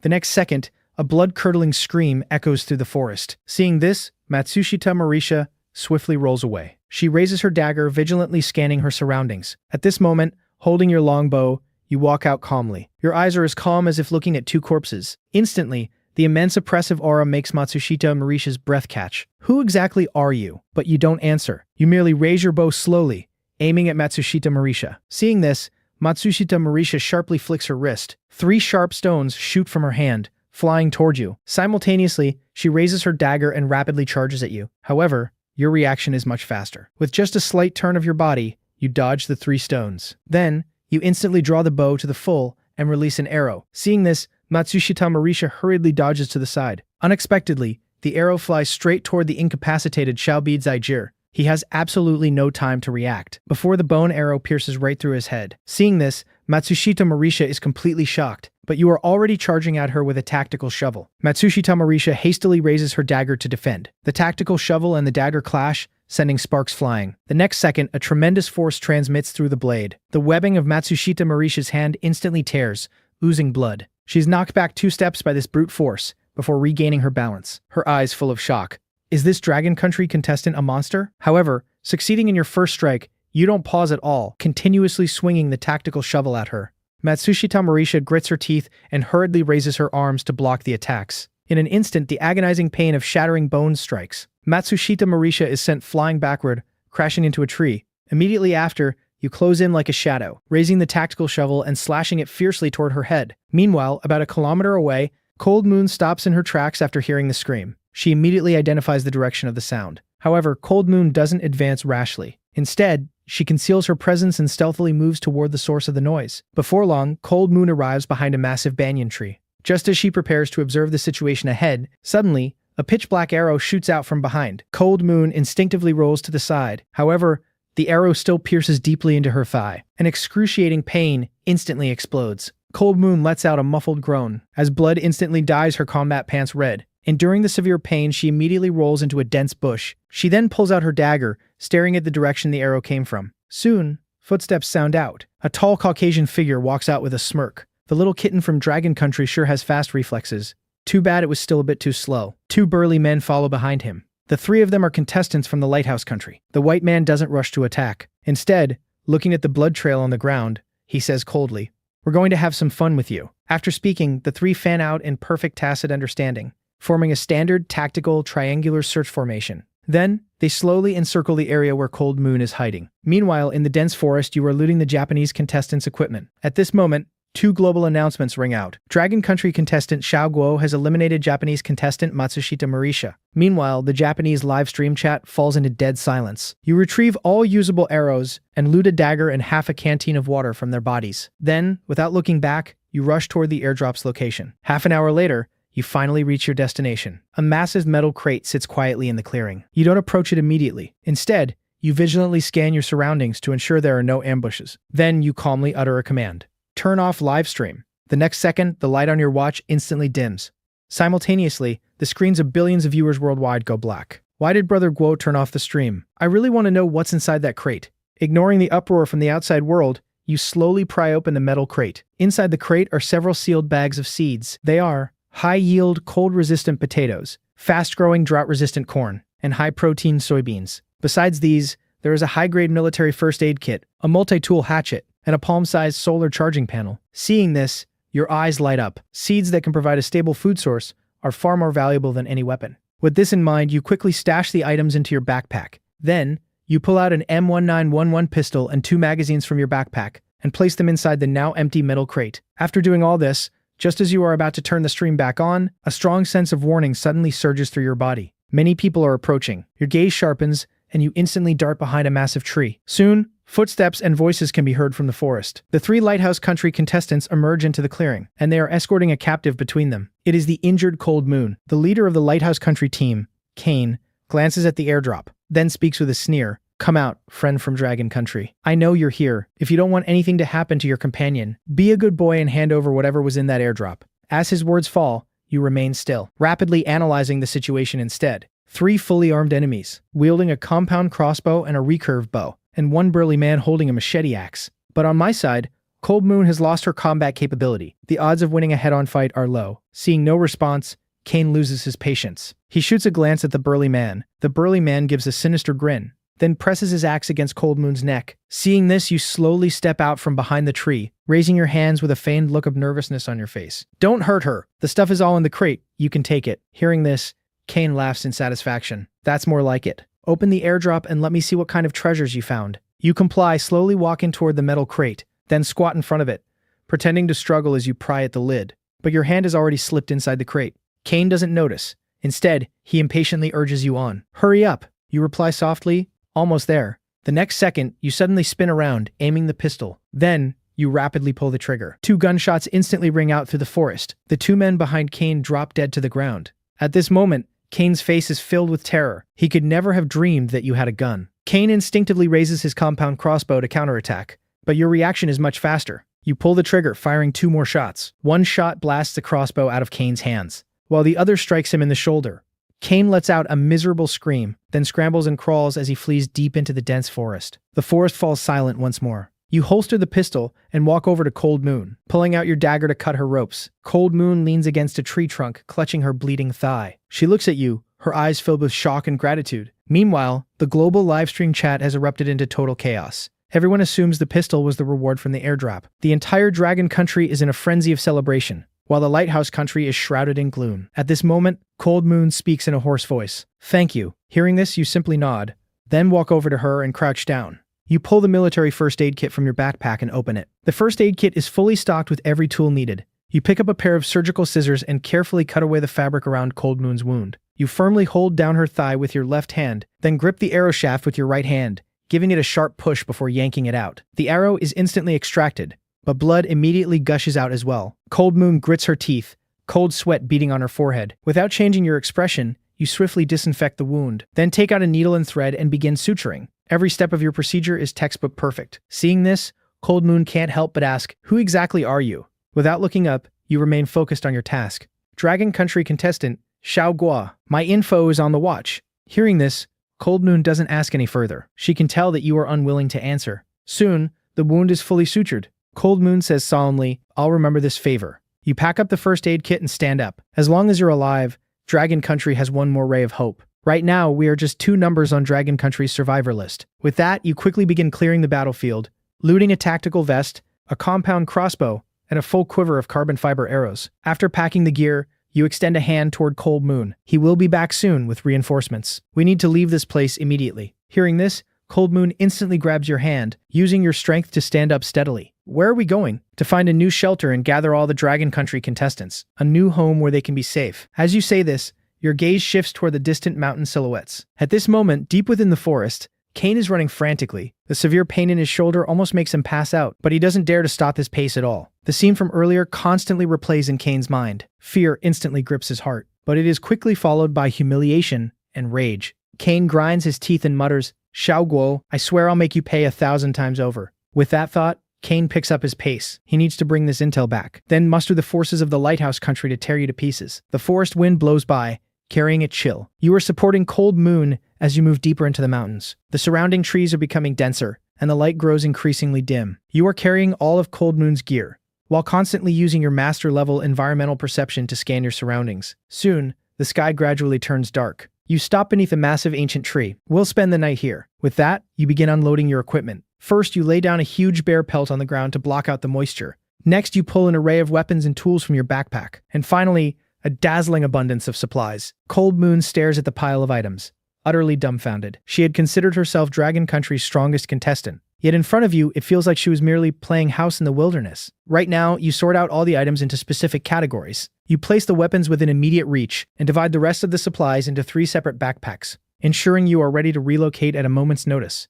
After doing all this, you pick up a mess tin and 2 canteens, and hand a flint and a dagger over to Cold Moon. Start a fire here to keep your body warm. I'm going to get some water and look for some food. Your wound needs to be cleaned with fresh water. Stay vigilant. Hearing this, Cold Moon takes the items and nods. You then turn around and disappear into the dim forest. After leaving the camp, you don't go far. Instead, you rely on your master-level environmental perception to survey the area. Soon, you pick up the faint sound of flowing water to the west. Thus, holding the mess tin and canteens, you immediately head west. About 10 minutes later, a clear stream appears before your eyes. You crouch down and scoop up some water, confirming there is no foul odor, before finally taking out your canteens to fill them up. At this moment, a buzzing sound catches your attention. You look toward the source of the sound, only to see a beehive hanging from a tree. A thought immediately crosses your mind. Honey can provide a lot of much-needed sugar. With that in mind, you swiftly scan your surroundings, locking your eyes on some clumps of mugwort and dry, dead branches. A plan instantly forms in your head. You walk over to the mugwort and pluck some leaves, then gather up a bunch of dry branches. After returning to your spot, you take out your flint. With a sharp click, the sparks land perfectly onto the dry branches. Instantly, a small flame flares up. You wait until the branches burn down to glowing red embers, before covering them with the mugwort leaves. A moment later, a plume of thick white smoke billows up. You quickly tear off a few large broadleaves to wrap around the burning mugwort, leaving only a small hole for the smoke to escape. In the Dragon Country broadcast studio, Chen Ye pushes up his glasses.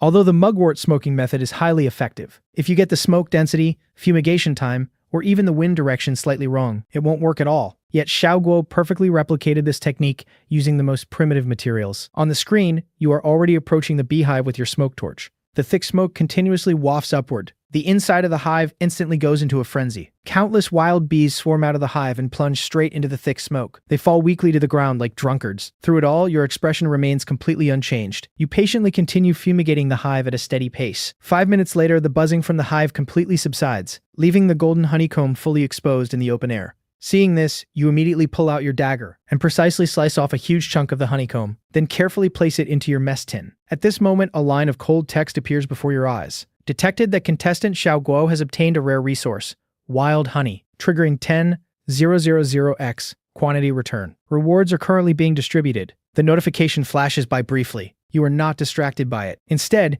you gather your things and turn to leave. Right at that moment, your entire body suddenly tenses up. A surge of killing intent emanates from a nearby bush. A pair of eyes is locked dead on your back through the foliage. You slowly set down the canteens and mess tin. Your movements so gentle they don't make a single sound. Simultaneously, across countless regions in Dragon Country, massive wild beehives begin to appear out of thin air. Inside the Supreme Operations Command Center, phone calls are ringing nonstop. A total of 10,000 wild beehives have appeared nationwide. As the news breaks, all of Dragon Country goes wild. But in the broadcast studio, Chen Ye is staring intently at the screen. Xiao Guo's posture is off. He must have encountered something. At this moment, your muscles tighten as you stare at the bush.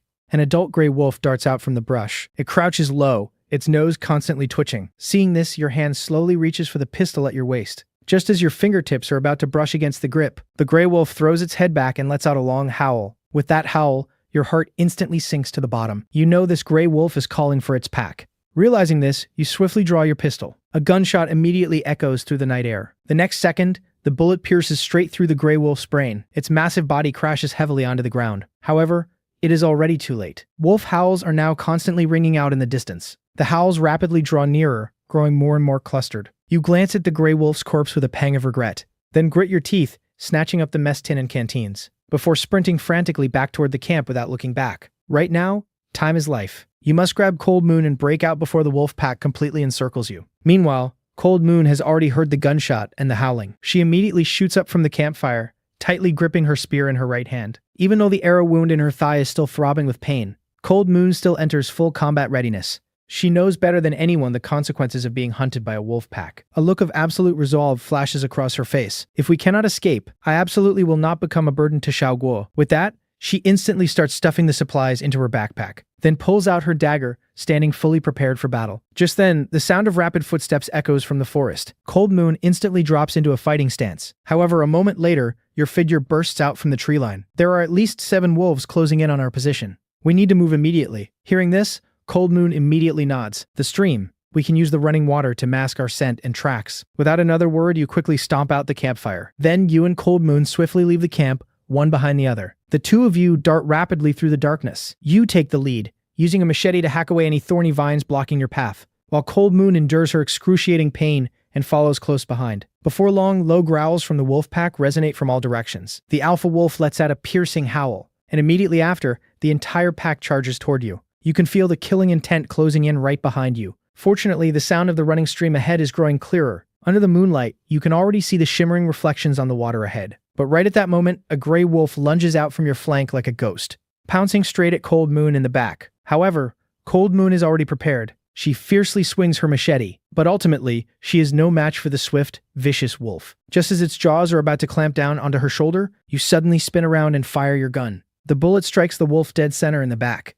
It crashes to the ground, whimpering in pain, but doesn't die immediately. As a result, your position is completely exposed. Now, the wolf pack converges on you from all sides. Countless pairs of glowing green eyes light up in the forest. Seeing this, you snatch Cold Moon's arm and roar, "Jump!" With that, both of you leap into the freezing stream. The strong current immediately sweeps you downstream. On the bank, the pack of gray wolves stops in its tracks. They don't dare plunge into the water, but just stare intently at you, letting out frustrated snarls. Just as you think you've escaped the danger, led by a black alpha wolf, the pack suddenly sprints along both sides of the river. Seeing this, you curse inwardly. These beasts are trying to cut us off downstream. At the same time, Cold Moon's complexion looks terrible. She doesn't even have the strength to speak. You immediately realize something is deeply wrong. Frowning, you quickly ask, "What's wrong?" Cold Moon speaks in a hoarse whisper, her eyelids heavy and drooping. "The arrow wound, it might be infected." Your heart drops at her words. In this wilderness, an infected wound is practically a death sentence. As she struggles to stay afloat in the rapid currents, you have to wrap one arm around her to stop her from being swept away. Meanwhile, the wolf pack has split into two, sprinting furiously along both riverbanks. They are trying to cut you off further downstream. In the broadcast studio, host Shenshe's nails are digging so hard into her palms they almost pierce her skin. Chenye stares grimly at the screen with an ashen face, a high fever caused by an infected wound. Without antibiotics, in a wilderness setting, the mortality rate is over 80%. Xiao Guo is now facing an incredibly tough decision. Amidst the rushing water, Cold Moon says with absolute resolve, "I'm dragging you down. Leave me. Head downstream and shake them off." But you merely grit your teeth and reply, "Save your breath, and do not fall asleep. If my life is threatened, I will abandon you." But that time is definitely not now. The next second, wolf howls echo from the banks. The wolves are still relentlessly pursuing, but Cold Moon's body is growing weaker by the second. You have no choice but to adjust your posture, carrying her in a cradle hold as you press forward. The stream is freezing cold, yet Cold Moon's body is burning up like a hot coal. You are acutely aware that her life is slowly slipping away. Worse still, the wolf pack has already circled ahead downstream. Seeing this, you set your jaw and sharply veer toward the bank. You have to find a chance to get ashore immediately. Otherwise, both of you are as good as dead anyway. Fortunately, under the moonlight you spot a relatively gentle shoal. You immediately swim toward it with every ounce of your strength. By now, Cold Moon has completely lost consciousness.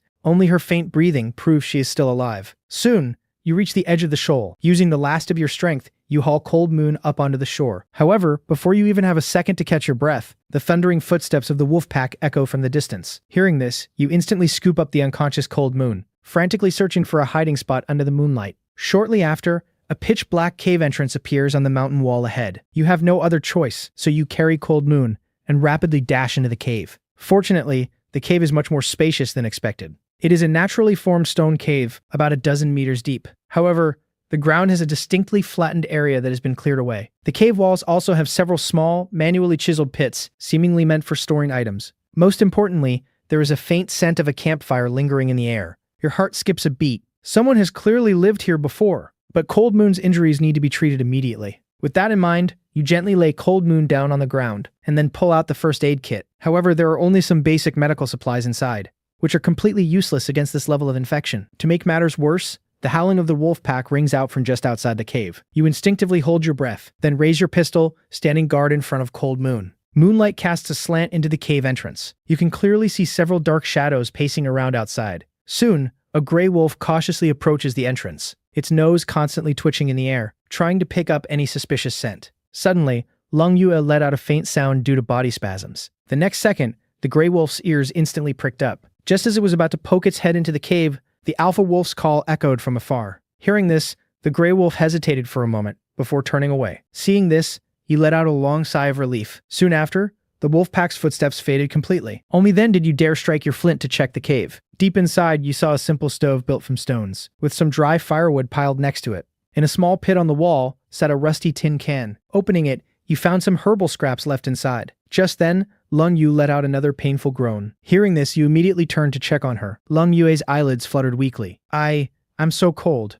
You knew this was impaired thermoregulation caused by her high fever, so you quickly grabbed the bearskin and draped it over her, then turned back to start a fire. Using the dry firewood in the cave, you quickly got a campfire going. Before long, the heat drove away the cave's damp chill. You began to treat Lung Yu's wound. The area around it was severely swollen and red, with yellow-green pus oozing out. You first gave the wound a basic wash with water, then used a wet cloth to physically cool her down. After that, you placed a pot over the fire and took out some bear meat to cook a hot stew. Your soaking clothes slowly dried in the heat. You felt a long-lost warmth envelop your body, and your tense muscles and nerves finally relaxed. While waiting for the stew to cook, you used your dagger to slice some bear meat. Then you skewered the slices and roasted them over the fire. Next, you took honey from your backpack and drizzled it on the meat. Soon, the rich smell of meat and honey filled the cave. Lung Yue lay quietly on the bearskin. Her fever had broken, and her breathing had steadied. Seeing this, a wave of relief washed over you. She finally pulled through. You sliced off a small piece of roasted meat, blew it cool, and popped it in your mouth. Rich meat juices instantly burst on your tongue.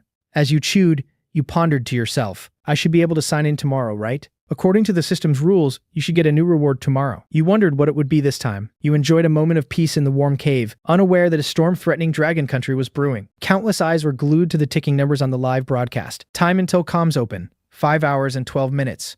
Inside Lighthouse Country's Combat Command Center, several high-ranking officials were discussing strategy. Once comms open, notify all our contestants. No matter your location, rally in the Central Mountains immediately. Kill any Dragon Country contestant on sight.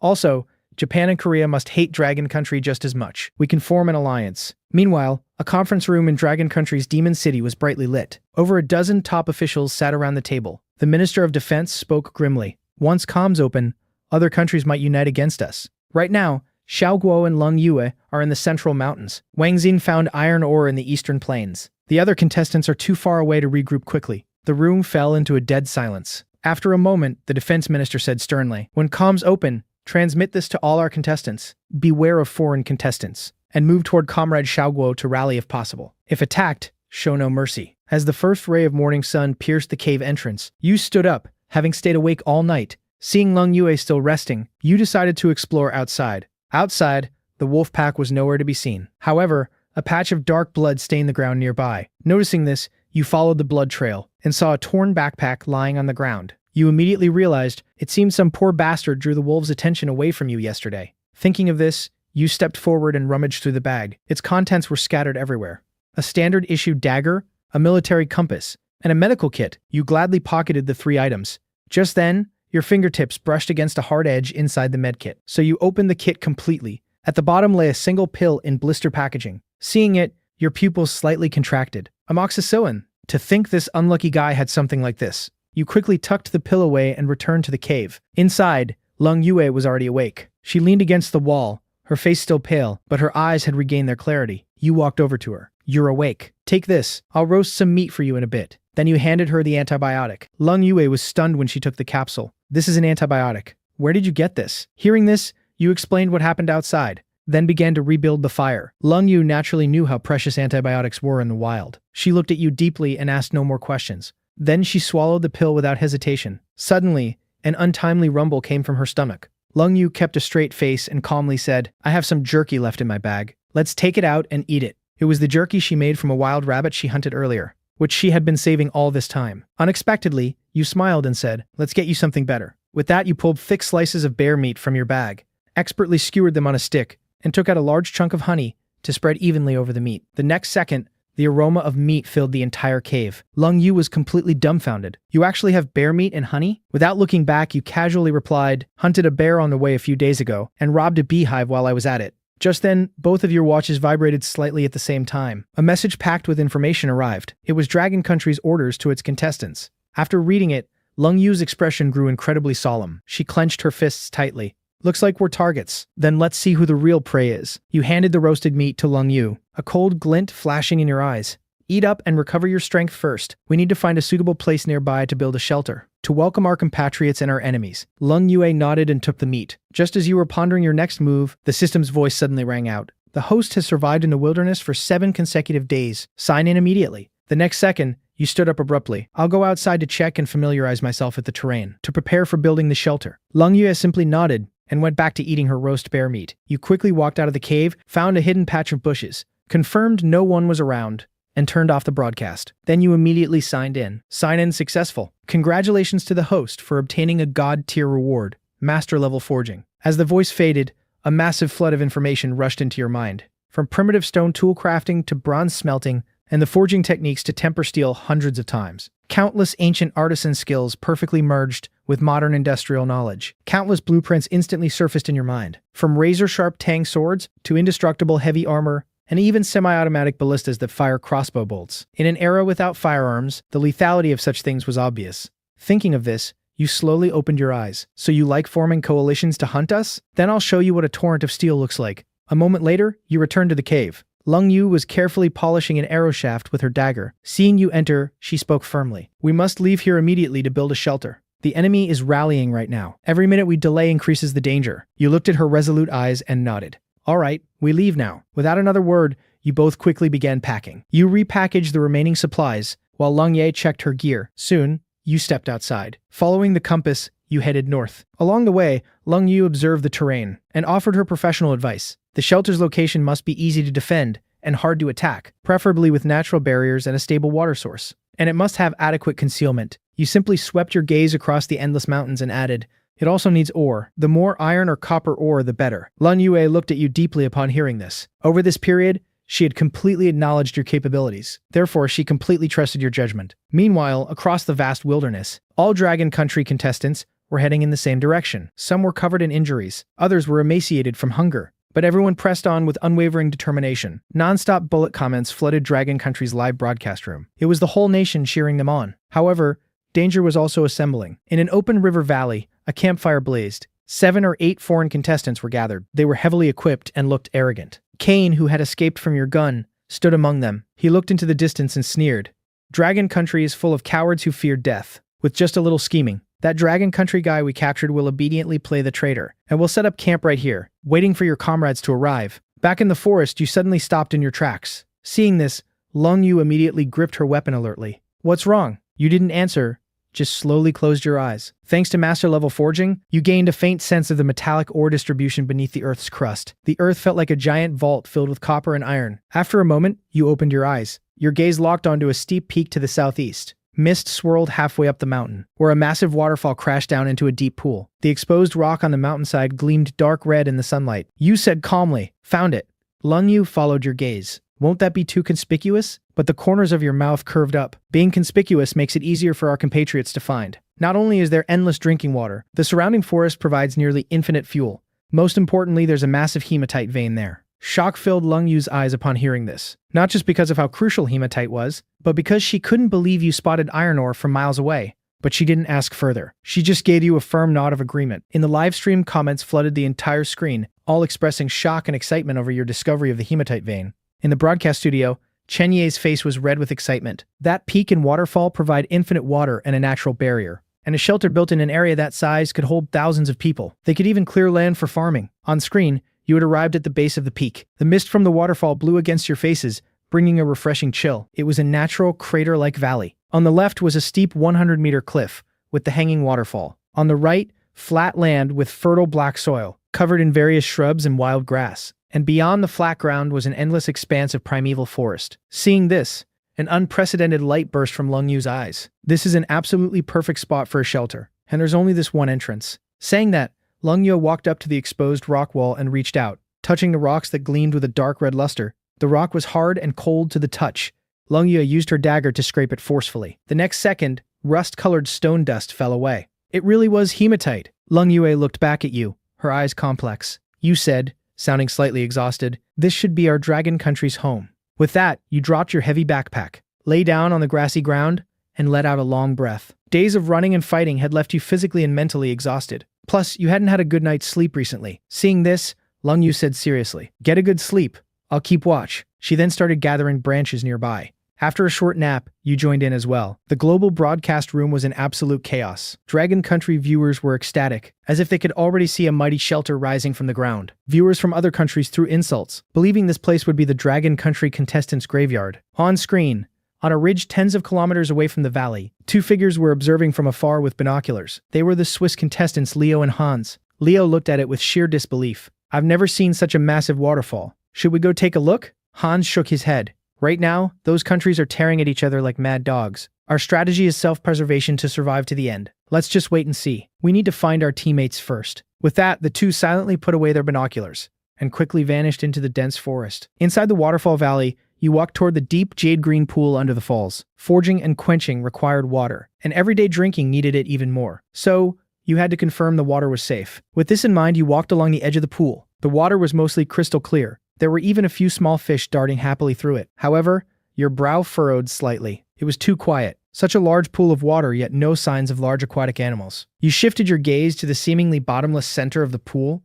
The water there was a dark, gloomy green, and a faint aura of danger seemed to seep out from it. You reached out a finger to gently touch the water. Suddenly, an intense chill ran down your spine. You instantly pulled your hand back and retreated several steps. There was something at the bottom, and it was an extremely dangerous giant creature. You quickly analyzed the information your senses provided. This creature was a massive potential threat to the shelter, but it was also a pile of top-tier resources. Its hide, meat, and even bones could hold immense value. Triggering the 10,000x return would yield an incredibly massive harvest. Therefore, it had to be eliminated. Thinking of this, you turned and quickly walked over to Lung Yue. "There's a big guy in the pool. It's easily stronger than the bear I fought before." Lung Yue's pupils contracted. "We have to deal with it. Otherwise, this place will never be safe." Hearing this, you nodded, a fiery glint of battle intent flashing in your eyes. "The power of bows is drastically reduced in the water, so we need more specialized tools.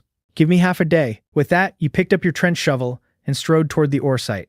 Lung Yu looked at your back and said nothing. She knew you could create miracles, so she silently returned to the camp to continue her work. Lung Yu needed to build a sturdy temporary base and set up early warning traps around it to ensure you had an absolutely safe environment to sleep at night. Before long, you arrived at the rock wall and swung the trench shovel. Soon, ore cracked open, revealing metallic cross-sections. The next second, the appraisal result appeared. Low impurity hematite can serve as excellent raw material for iron smelting. Seeing this, your heart leapt with joy. It was actually high-quality iron ore, but you still lacked materials to forge long harpoons. Thinking of this, you began searching near the rock wall. Soon after, you arrived at a patch of black rocks. This rock was none other than the top-tier weapon material, obsidian. You selected a piece of obsidian the size of a human head, and grabbed a hard river cobble to use as a hammer. In an instant, countless images of crafting stone tools surfaced. You held the obsidian in your left hand, and the stone hammer in your right. Every strike was incredibly precise. Your movements were full of rhythm and power, accompanied by the dull thuds of your strikes. A spearhead with deadly penetrating power was slowly being born. On the other side, Lung Yue had already laid a ring of traps around the camp, consisting of vine tripwires and wooden spike pits. Right now, she was crouching in a large tree with an excellent vantage point, building a concealed watchtower out of branches and leaves. Deep within the pool, hidden in massive shadows, a pair of cold eyes slowly opened. Time flew by as you worked with intense focus. As the setting sun painted the valley a golden yellow, you stopped your work, lying quietly before you were 3 brand new heavy javelins. They used straight, tough white ash wood for the shafts, and incredibly sharp obsidian for the spearheads. A sturdy rope was tied securely behind each spearhead, ensuring they could be recovered intact after being thrown. Right now, you shouted without looking back, "Lang Yue, bring the bear meat over." Lung Yue, who had been setting traps, walked over upon hearing this. Temperature fluctuations in the wild were erratic, and some of the bear meat had begun to spoil, making it perfect to use as bait. When Lung Yue saw the 3 javelins, her breath hitched for a moment. With just one glance, she could sense their lethal power. Suddenly, your voice broke her train of thought. "Throw a piece of bear meat into the pool. Toss the rest into the shallows near the shore. We're going to lay a trap." Hearing this, Lung Yu snapped back to reality and threw the bear meat out as instructed. The bloody bear meat sank into the water, sending ripples expanding outward. Without a word, you each gripped a javelin. Standing a few meters from the pool's edge, waiting quietly. Minutes ticked by. Only the roar of the waterfall echoed in the valley. Lung Yue's hands gripping the javelin were slightly sweaty. Just then, rapid ripples appeared in the center of the pool, followed by a dense cluster of bubbles rising from below. The bear meat was violently yanked and instantly vanished beneath the surface. The next second, a massive shadow surged up from the deep pool. A giant crocodile, far larger than anything you'd ever imagined, broke the surface. Yu and Lung Yu stared wide-eyed. The giant crocodile opened its blood-red maw, revealing rows of dense, razor-sharp teeth. Its eyes locked onto Yu and Lung Yue. Seeing this, you let out a low shout. Now! The muscles in your arms instantly bulged. In a flash, the javelin turned into a black lightning bolt, aiming straight for the croc's neck. However, it merely left a white scratch on the crocodile's scales before bouncing off. While you were still stunned, Lung Yu threw her javelin as well. She aimed for the relatively softer joint between its belly and front limb. Though the harpoon successfully pierced an inch deep, it was stuck fast in the tough muscle. The intense pain completely enraged the giant crocodile. It thrashed violently, yanking the rope in Lung Yue's hands. An immense force suddenly hit her. Caught off guard, Lung Ye was dragged forward and nearly fell into the water. Right then, the crocodile opened its maw and lunged at Lung Yu. Fortunately, Lung Yu was agile and quickly put distance between them. Missing its prey, the crocodile shook its head in frustration, and while it was distracted, you drew your handgun and fired. The bullet accurately struck the crocodile's left eye. Blood and murky fluid instantly burst out. The crocodile roared, rolling wildly on the shore. Seeing this, you raised a javelin high with all your might and drove it down hard. The javelin plunged through its eye socket and pierced its brain, but you didn't let go immediately. Instead, you viciously twisted the shaft. The next second, the crocodile let out a tragic howl. Its body went completely stiff, then flew into a frenzy. It whipped its massive tail, continuously thrashing against the shore. For a moment, mud and gravel were hurled into the air. Terrifying craters were smashed into the hard riverbank. Even Lung Yu was frightened by the sheer power and scrambled back. Right now, you were half-kneeling 10 meters away. That strike just now had nearly drained all your strength, but the giant crocodile was still thrashing on the ground. You quickly gripped your gun and observed vigilantly. It took a full 2 minutes before the crocodile's thrashing slowly weakened. The vicious glare in its slit pupils gradually faded away. This apex predator that ruled the deep pool finally lost all signs of life. Suddenly, the system voice chimed. Global announcement. Dragon Country contestants Xiao Guo and Lung Yue successfully hunted a saltwater crocodile, triggering 10,000x quantity return. 10,000 saltwater crocodiles have been randomly deployed to Dragon Country's waters. Soon after, the Dragon Country military rapidly mobilized. Everyone knew how terrifying saltwater crocodiles were. If not handled properly, they would cause massive problems. In the valley, you and Lung Yue exchanged a smile. Your eyes were filled with the exhaustion and joy of surviving a disaster. You let out a long sigh. Lung Yu forced herself up from the ground. How do we get it back? Hearing this, you looked at the crocodile carcass, also stumped. This thing weighed at least a ton. Let's process it right here. Saying so, you walked a lap around the carcass. Tapping the trench shovel against its scales produced a dull thud.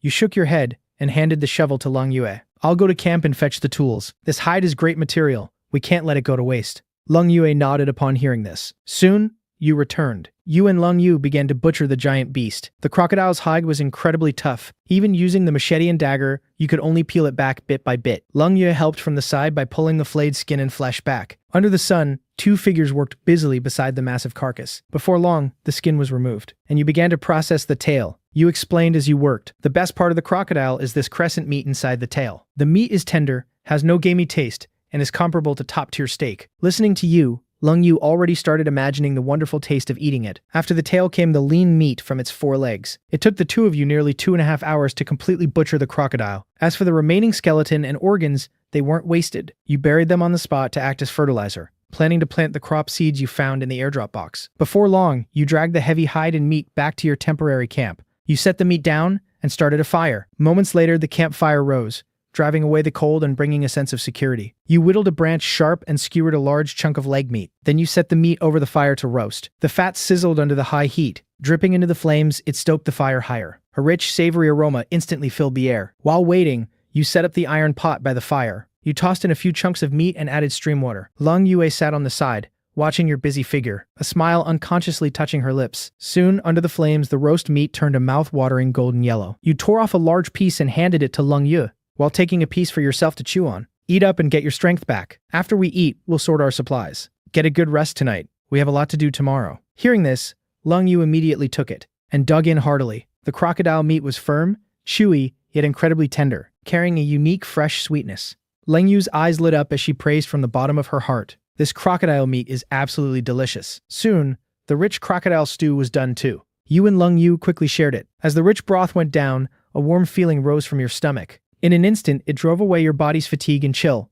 At this moment, in a dense forest tens of kilometers away, a muscular man was traversing with great difficulty. He was Wang Meng, an ex-marine coming to rally with you. Days of continuous travel had left him exhausted. Even his food and water were nearly depleted. Just then, a faint glimmer of firelight appeared through the trees ahead. Seeing it, Wang Meng perked up. Is it Xiao Guo and the others? Thinking of this, he lowered his profile and silently approached the firelight. However, upon getting closer, Wang Meng's heart sank to the bottom. In front of the firelight, over a dozen figures sat in a circle. It was Kane, the Japanese Miyamoto Musashi, and others. In the center, a young man was tied with his hands behind his back to a tree. The young man was covered in wounds and dying. Seeing this, Wang Meng shook his head, preparing to retreat quietly. However, Kane's voice suddenly rang out. Who's there? With that, everyone turned to look at Wang Meng's hiding spot. At that moment, Wang Meng's heart skipped a beat. In the nick of time, he pressed the tip of his tongue to the roof of his mouth. A lifelike owl hoot rang out. Hearing this, the group relaxed their guard, but Kane still furrowed his brow. Miyamoto Musashi saw this and spoke up.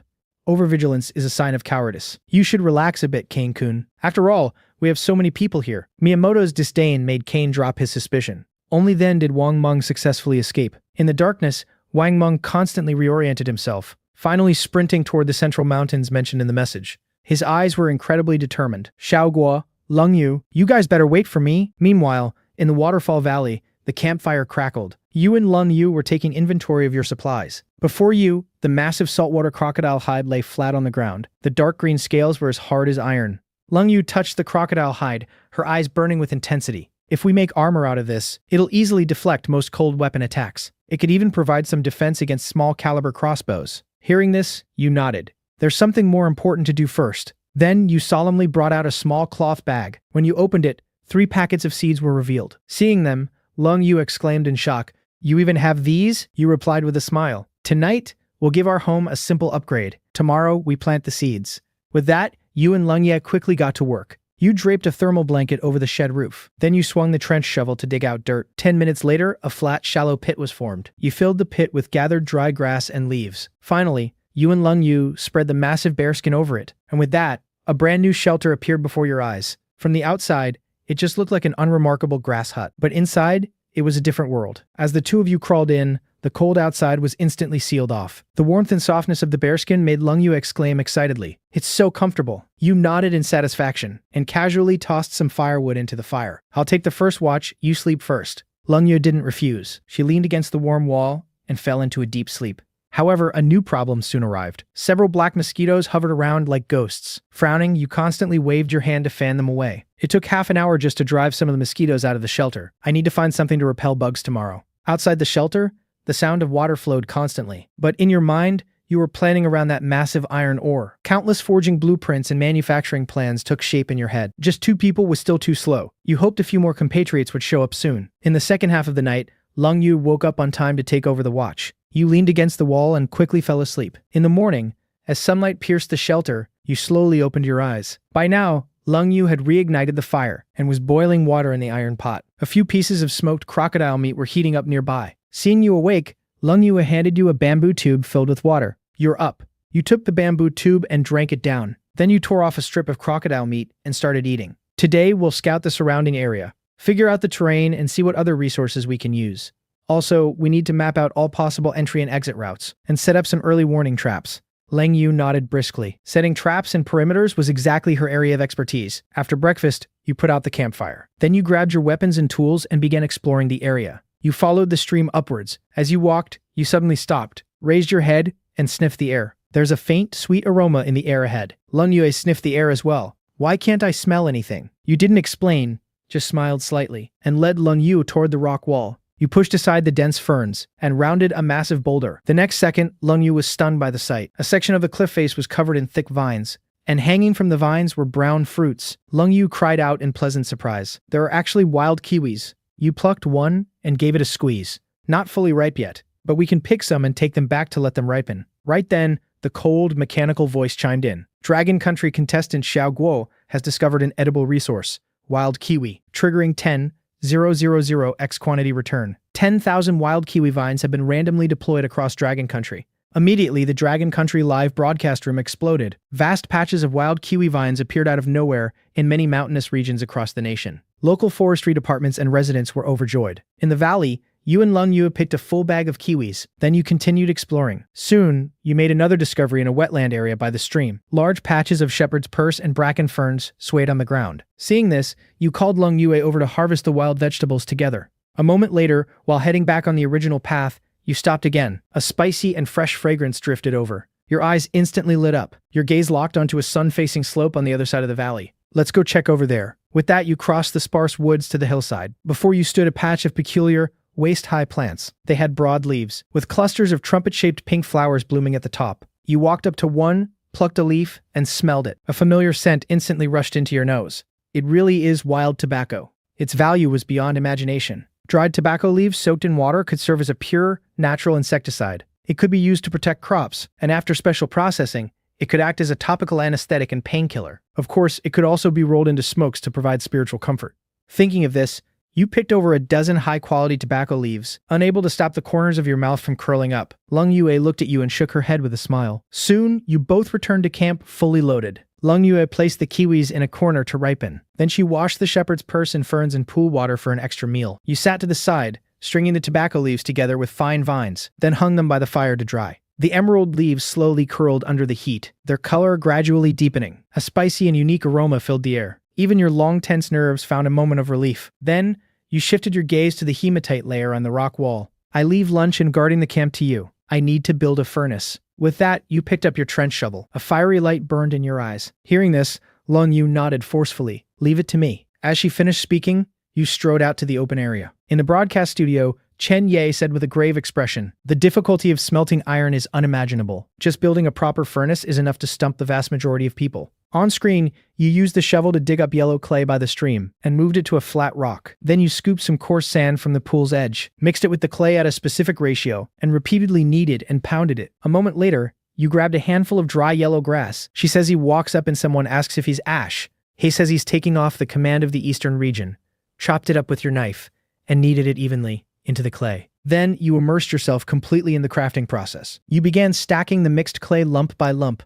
Relying on the blueprints in your mind, you compacted and shaped the mud. Slowly, a hollow cylindrical structure took shape before your eyes. You precisely controlled the furnace wall's thickness to about 10 centimeters, with an inner diameter of about 30 centimeters. This ensured both enough space inside and the sturdiness of the walls. Meanwhile, Lung Yu had finished setting early warning traps around the camp. She took her bow and silently slipped into the dense forest deep in the valley. She planned to hunt, both to keep her combat edge sharp and to stockpile more food. Light and shadow dappled the forest. Lung Yu moved through the trees like a ghost. Suddenly, she stopped dead in her tracks. A sika deer appeared in a clearing ahead. It was grazing with its head down, completely unaware of the danger.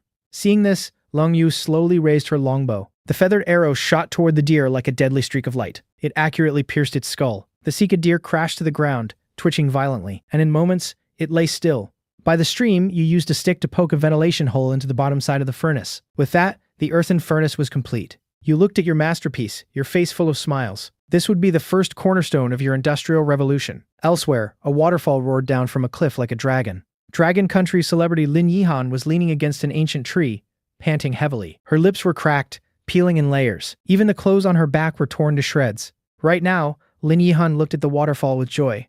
Is this where Xiaoguo and the others are? But she didn't dare approach the waterfall rashly, because anything could happen in this wilderness. Whether it was an ambush by foreign contestants or a ferocious wild beast, either could get her killed. In the valley, Lung Yue slowly walked out of the forest, dragging the deer. When you saw her, admiration filled your heart. To hunt a deer this size all by herself, she truly lived up to her special ops captain title. Lung Yue dragged the deer downstream near the pool to butcher it. You walked up and said, "Beautifully done. Save the deer hide, it has great uses." Lung Yu nodded, a hint of softness appearing on her face. Then, she took out her dagger and started skinning the deer. Her movements were clean, precise, and without hesitation. Meanwhile, you shouldered the trench shovel and a sack and walked to the hematite layer. The tip of the shovel struck the ore vein. A large chunk of dark red rock tumbled down. The next second, the cold mechanical voice chimed. Dragon Country contestant Xiao Gua has discovered a strategic resource, hematite, triggering 10,000x return. 10,000 massive hematite veins have been deployed to Dragon Country's northwest region. Dragon Country's official live broadcast room fell into dead silence for several seconds. Then, bullet comments erupted like a volcano. Inside Dragon Country's Supreme Command Center, The atmosphere was heavy. Tears shimmered in the old general's eyes. Heaven blesses our dragon country. Even Lighthouse Country's top officials lowered their posture, trying to trade for iron ore. Countless global meetings were convened. They had to panic, because these hematite veins were enough to leapfrog Dragon Country's industry. In the Wilderness Valley, you picked up a piece of hematite, weighing it in your hand. Then you quickly returned to camp. You pointed at a pile of hardwood and said to Lung Yue, help me make charcoal. Pile up the hardwood and coat it in wet mud. Leave a few air holes, light it, and let it smolder. Hearing this, Lung Yue immediately put down what she was doing and began building the earth and charcoal kiln. You poured the hematite onto a flat stone slab. Using a hard rock as a hammer, you struck it forcefully. Soon, the hematite was broken into fist-sized pieces. Next, you took out some yellow clay and molded several arrowhead molds by hand. You placed the molds by the fire to bake and harden. The sky grew dark. Wisps of smoke drifted from the charcoal kiln. Leng Yu hung the processed deer meat on a wooden rack to smoke.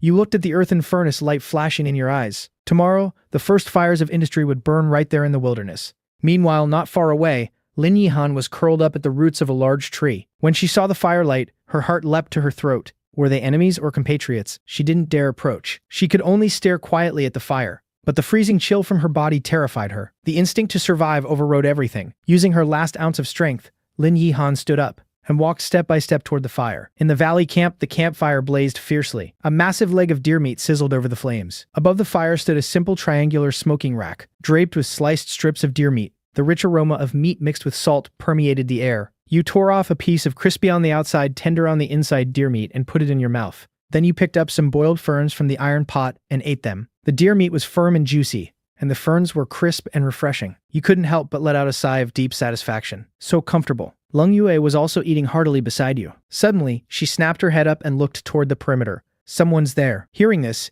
you quickly grabbed a javelin. You picked up your longbow, knocked an arrow, and aimed into the darkness at the camp's edge. You have 3 seconds to walk out yourself, or you stay out there forever. At your words, Lin Yihan walked out of the darkness, trembling. I'm a Dragon Country contestant. Don't shoot. Lin Yihan held her hands high to show she meant no harm. Her body shook violently from weakness and fear. Seeing this, you gave Lung Yue a look. Lung Yue understood and slowly stepped forward with her javelin raised. She walked up to Lin Yihan and quickly patted her down. Confirming there were no hidden weapons, she spoke coldly. Name and ID number. Lin Yihan, Dragon Country number 58. Lin Yihan tapped her watch as she answered. The screen displayed the ID and name exactly as she said. Only then did Lun Yue lower her javelin and nod at you. Seeing this, you slowly lowered your bow. How did you find this place? Lin Yihan was about to speak, but her gaze involuntarily locked onto the roast deer leg. Her stomach rumbled loudly. Lung Yu didn't say another word. She turned, wrapped a piece of roast meat in a broad leaf, and handed it over.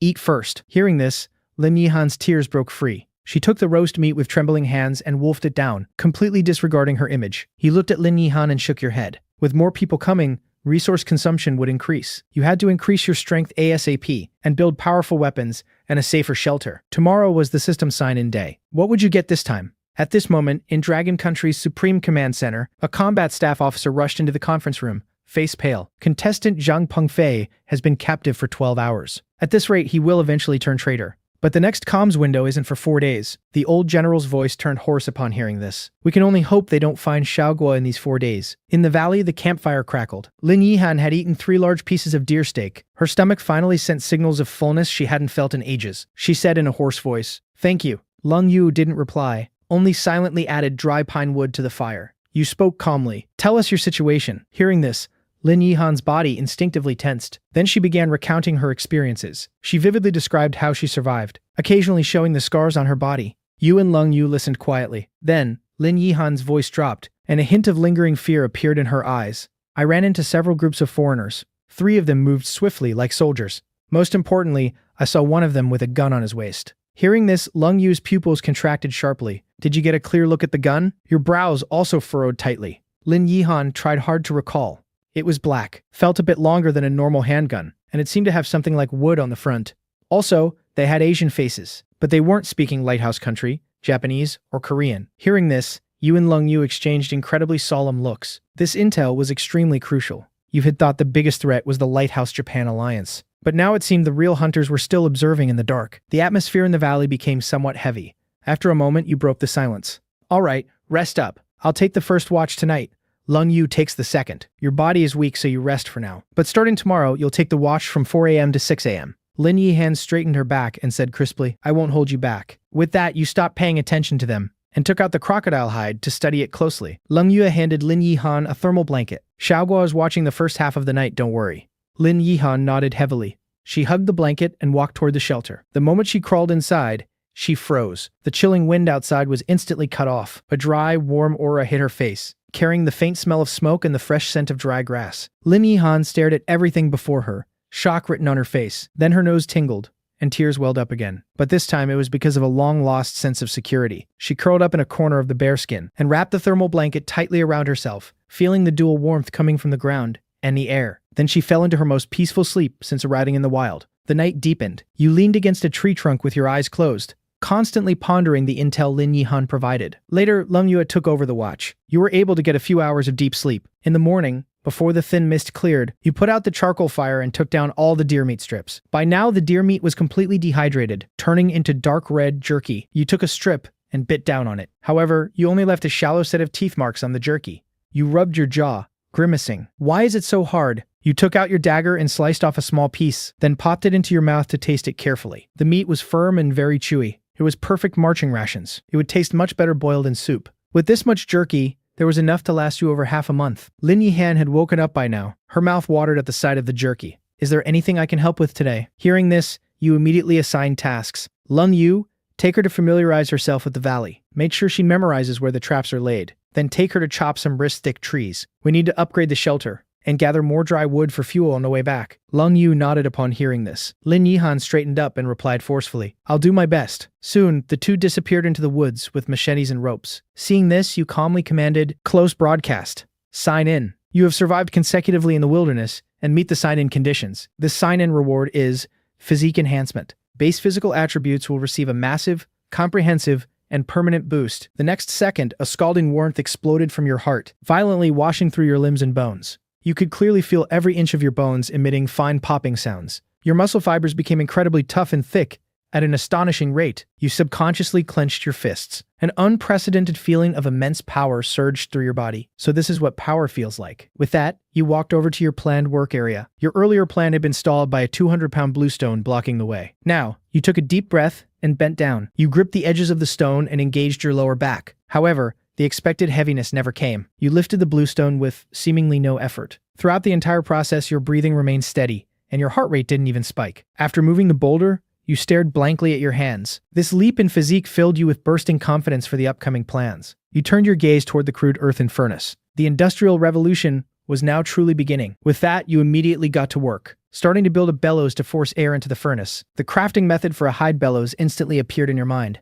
You took your dagger and precisely cut the deer hide into specific shapes, using a bone needle to punch fine, dense holes along the edges. Next, you found a few sturdy, straight branches, carved them into a frame, and used vines to stretch the hide tightly over it. You used a section of hollow bamboo as the air outlet, and sealed the joints with clay to create a perfect airtight seal. About an hour later, a rough but durable one-way air bellows was completed. You aimed the bellows outlet at the furnace's air intake, and layered charcoal and crushed hematite into the furnace. Then, you began pumping the bellows rhythmically. Powerful gusts of air were forced into the hearth. The charcoal inside instantly glowed a dull red, and under the forced combustion, transitioned to a blinding bright white. The blast furnace let out a low roar. The temperature inside climbed at a terrifying speed. As you maintained the pumping rhythm, you observed the changes in the ore. You saw the dark red ore begin to soften into form under the extreme heat, and a layer of molten iron slowly formed on its surface. Seeing this, your heart leapt with joy. You immediately grabbed a wooden pole and poked open the tap hole at the bottom. Instantly, molten iron slowly flowed out along the drainage channel, and thus the wilderness's first batch of man-made metal was born. You quickly poured the molten iron into the neatly arranged arrowhead molds. The molten iron hit the molds with a harsh sizzle as white steam billowed upwards. Soon, the final mold was filled. You used a stick to pick up the cooling molds and toss them into the pool. The next second, a massive burst of steam exploded outward. Once the molds were completely cooled, you fished them out and smashed them against a rock. The charred clay shells cracked open, revealing diamond-shaped, barbed arrowheads. At this moment, you seemed to envision a Dragon Country team armed with steel. Just then, the broadcast offline countdown reached 0, and the live stream was forced back on. The chat was instantly flooded with bullet comments. Countless praises and expressions of shock filled the screen. Suddenly, a crisp shout came from the screen. "Brother Guo, we made a huge discovery. We found a newborn calf in the bushes. There were also claw marks from a large feline nearby." Hearing this, your eyes lit up. We're having roast whole calf for dinner." As you spoke, the image of a crispy golden roasted calf appeared in your mind, but Lung Yue sighed and said, "I knew you'd want to eat the calf. This little guy is a strategic resource. If we raise it, we'll have a steady supply of milk. If we tame it, we'll have a strong beast of burden." Hearing this, you froze. You're right. While you were zoning out, Lung Yu noticed dozens of metal chunks on the ground. She crouched down, picked one up, and examined it. "These are iron arrowheads. You actually smelted iron?" Lin Yihan also came over upon hearing this. "Brother Guo, were you a blacksmith before this?" Hearing this, you put your hands on your hips and laughed heartily. "Just have some basic knowledge, that's all." Before you finished, Lung Yu caught a glimpse of the moved bluestone.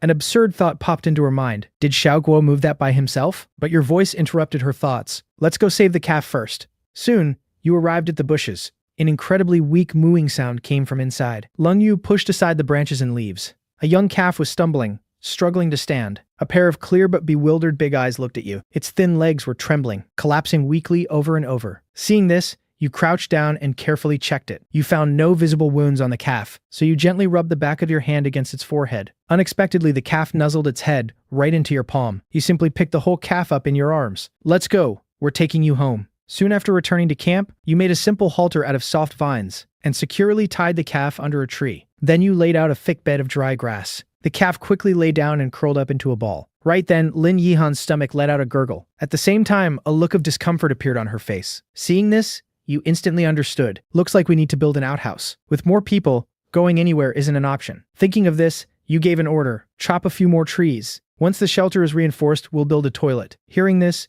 joy immediately showed on Lin Yihan's face. Lung Yue nodded silently. Soon, Lung Yue and Lin Yihan headed back into the woods. You shouldered the trench shovel and went to a downwind spot 50 meters from camp. You picked a spot and marked out an area with your foot. Then you swung the shovel and began digging a pit. After the physique enhancement, doing manual labor was as easy as drinking water for you. It didn't take long for a 2-meter deep pit to take shape. Your mind constantly pondered how to optimize the outhouse's structure. Meanwhile, in a dense forest below the waterfall valley, Wang Meng sat on the ground, his face covered in scratches. Half an hour ago, he had just picked a pouch full of wild fruit and was about to find a place to rest. Unexpectedly, a few monkeys appeared and snatched all his fruit. Seeing this, Wang Meng chased after the monkey pack immediately. After a scuffle, he only managed to snatch back a small handful of fruit, and his face was scratched up by the monkeys. Right now, Wang Meng looked up at the sky, got up, and continued walking toward the sound of the waterfall. Before long, Wang Meng suddenly stopped. A string of human footprints appeared on the ground ahead. Seeing this, Wang Meng quickly calmed down, then stealthily followed the tracks. In his line of sight,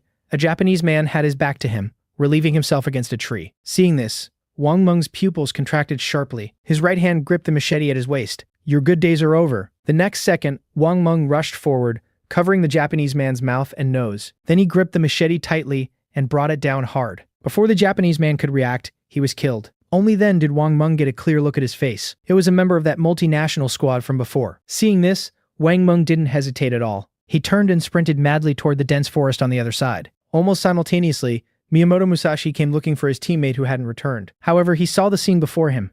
"Enemy attack! Men, follow me." With that, Miyamoto grabbed his longbow and chased after the footprints. The other contestants also drew their bows and followed. In an instant, over a dozen arrows were fired into the jungle. Wang Meng constantly weaved through the complex terrain. However, one sharp arrow still grazed the left side of his waist. Wang Meng grunted in pain and quickened his pace. At this moment, Kane called out to stop the group. Looking in the direction Wang Meng vanished, he said coldly, "An injured rabbit will only run desperately back to its burrow. As long as we follow him, we'll find the whole burrow of rabbits." Hearing this, Miyamoto Musashi lowered his longbow. "I will definitely twist off his head with my own hands." In the distance, Wang Meng clutched his wound, running wildly through the forest. He kept running toward the source of the waterfall sound. At this moment, it was a different scene inside the valley. Lung Yu hammered a wooden stake hard into the ground, then packed it tight with stones and clay. Lin Yihan was beside her, securely lashing the stakes together with vines. As the final stake was secured, an outhouse enclosure began to take shape. You looked at this masterpiece and nodded in satisfaction. "We don't have enough materials for a roof right now. Tomorrow, I'll go with you to chop more wood." Soon, night fell, and the campfire was lit once again. Lung Yu placed roast deer meat on the stone slab.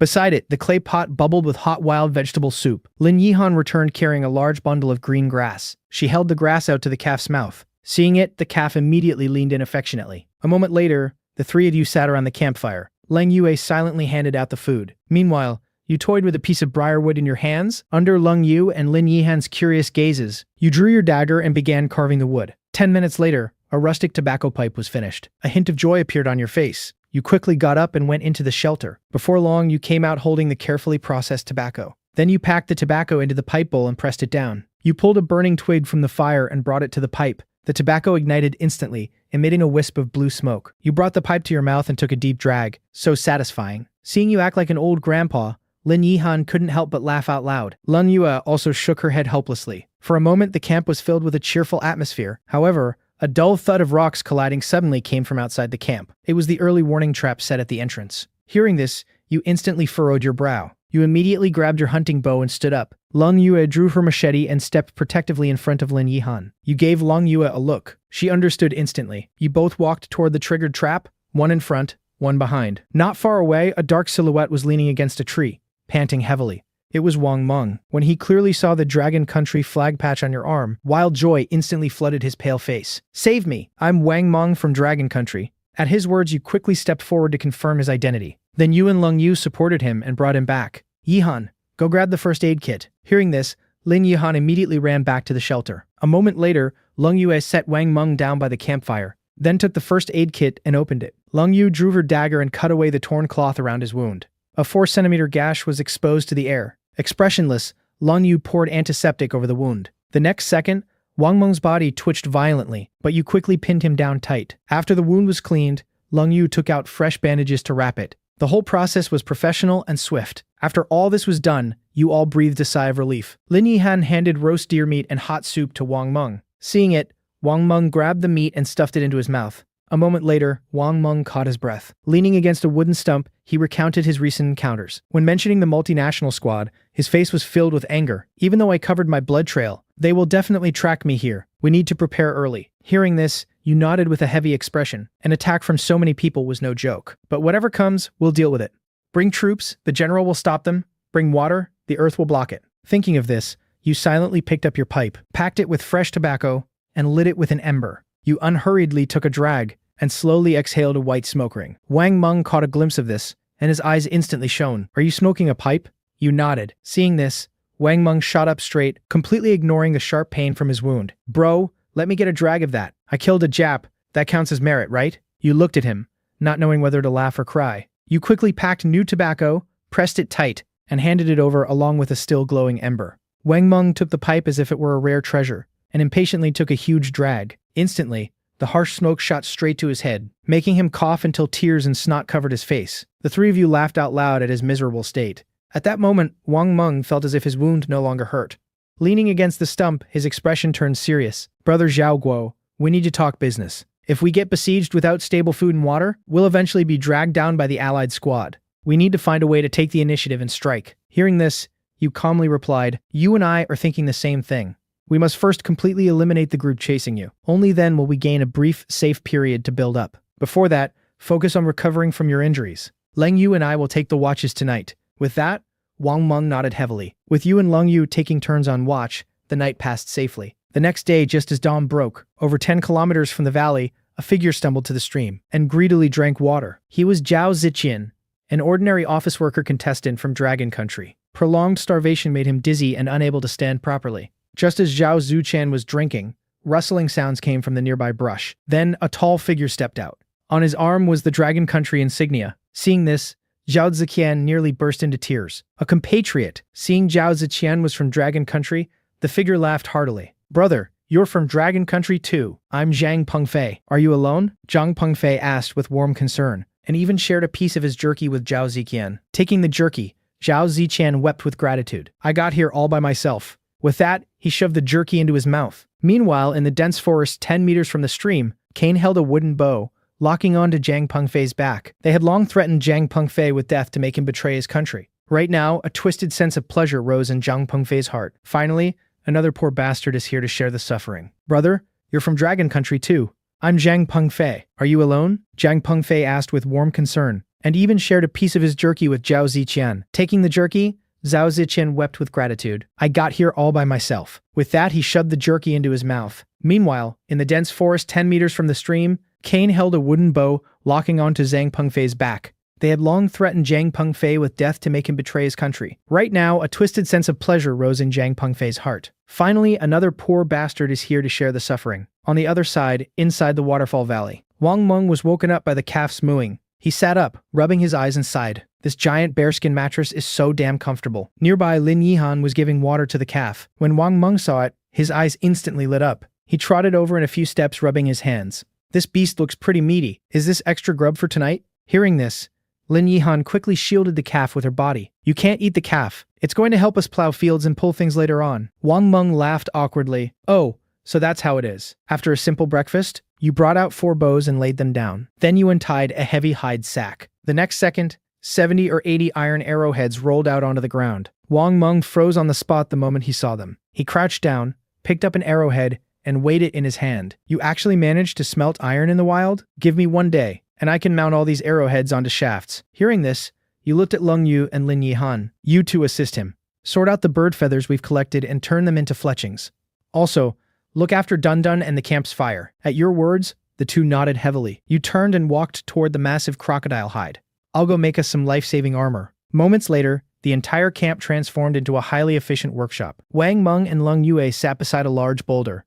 The iron arrowheads were piled on the stone. Wang Meng was responsible for using coarse sand to roughly grind them. Lung Yu handled the fine processing, grinding the arrowheads to razor-sharp points. Meanwhile, Lin Yihan shuttled back and forth among the group. She handed whittled arrow shafts to Lung Yue, then trotted over to give the calf some grass, before rushing back to tend the campfire. Simultaneously, Zhang Pengfei was leading Zhao Ziqian deeper into the dense forest. Our camp is just up ahead. There's a lot of us and plenty of food and water. It's totally safe. Hearing this, Zhao Ziqian's eyes grew moist. After surviving alone in the wild for so long, he finally found his group. However, passing through the forest, the scene before him left Zhao Ziqian stunned. In the camp stood 7 or 8 figures of varying skin colors. Their eyes were alert, holding various weapons. It was the foreign allied squad. At that moment, Zhao Ziqian's mind went completely blank. But Zhang Pengfei ran over to Kane with a sycophantic smile. Mr. Kane, I brought someone. Hearing this, Zhao Ziqian's heart completely died. Long-term starvation left him without even the strength to run. He could only roar in despair. Zhang Pengfei, you son of a bitch traitor. Kane looked at the scene with a cold smirk on his face. Miyamoto Musashi stepped forward and punched Zhao Ziqian in the stomach. The next second, Zhao Ziqian crumpled to the ground. What followed was continuous beatings from the group, while Zhang Pengfei hid behind them, taking pleasure in his misfortune. In Dragon Country's official live broadcast room, the atmosphere dropped to freezing point. The bullet comments were thoroughly ignited by flames of fury. The hearts of over 1 billion Dragon Country viewers twisted in agony. They could only helplessly watch their compatriot get savagely beaten. But in Lighthouse Country's command center, the mood was exactly the opposite. A hint of greed flashed in the Lighthouse Country general's eyes. Wait for Kane to capture Xiaoguo alive, and Dragon Country's destiny will be ours. Currently, you knew nothing of all this. In the valley, Wang Meng finished grinding the last arrowhead and tossed it into the hide sack. He looked at the heavy sack and laughed heartily. At this time, you stood up and shouted to the group, "Stop what you're doing. Everyone turn off broadcasts. We're testing weapons." Hearing this, the 3 quickly put their things down and gathered. Soon after, you all arrived at a clearing. Wang Meng propped a thick log against a rock to serve as a target. Then Lung Yue took an iron-tipped arrow and knocked it on her bowstring.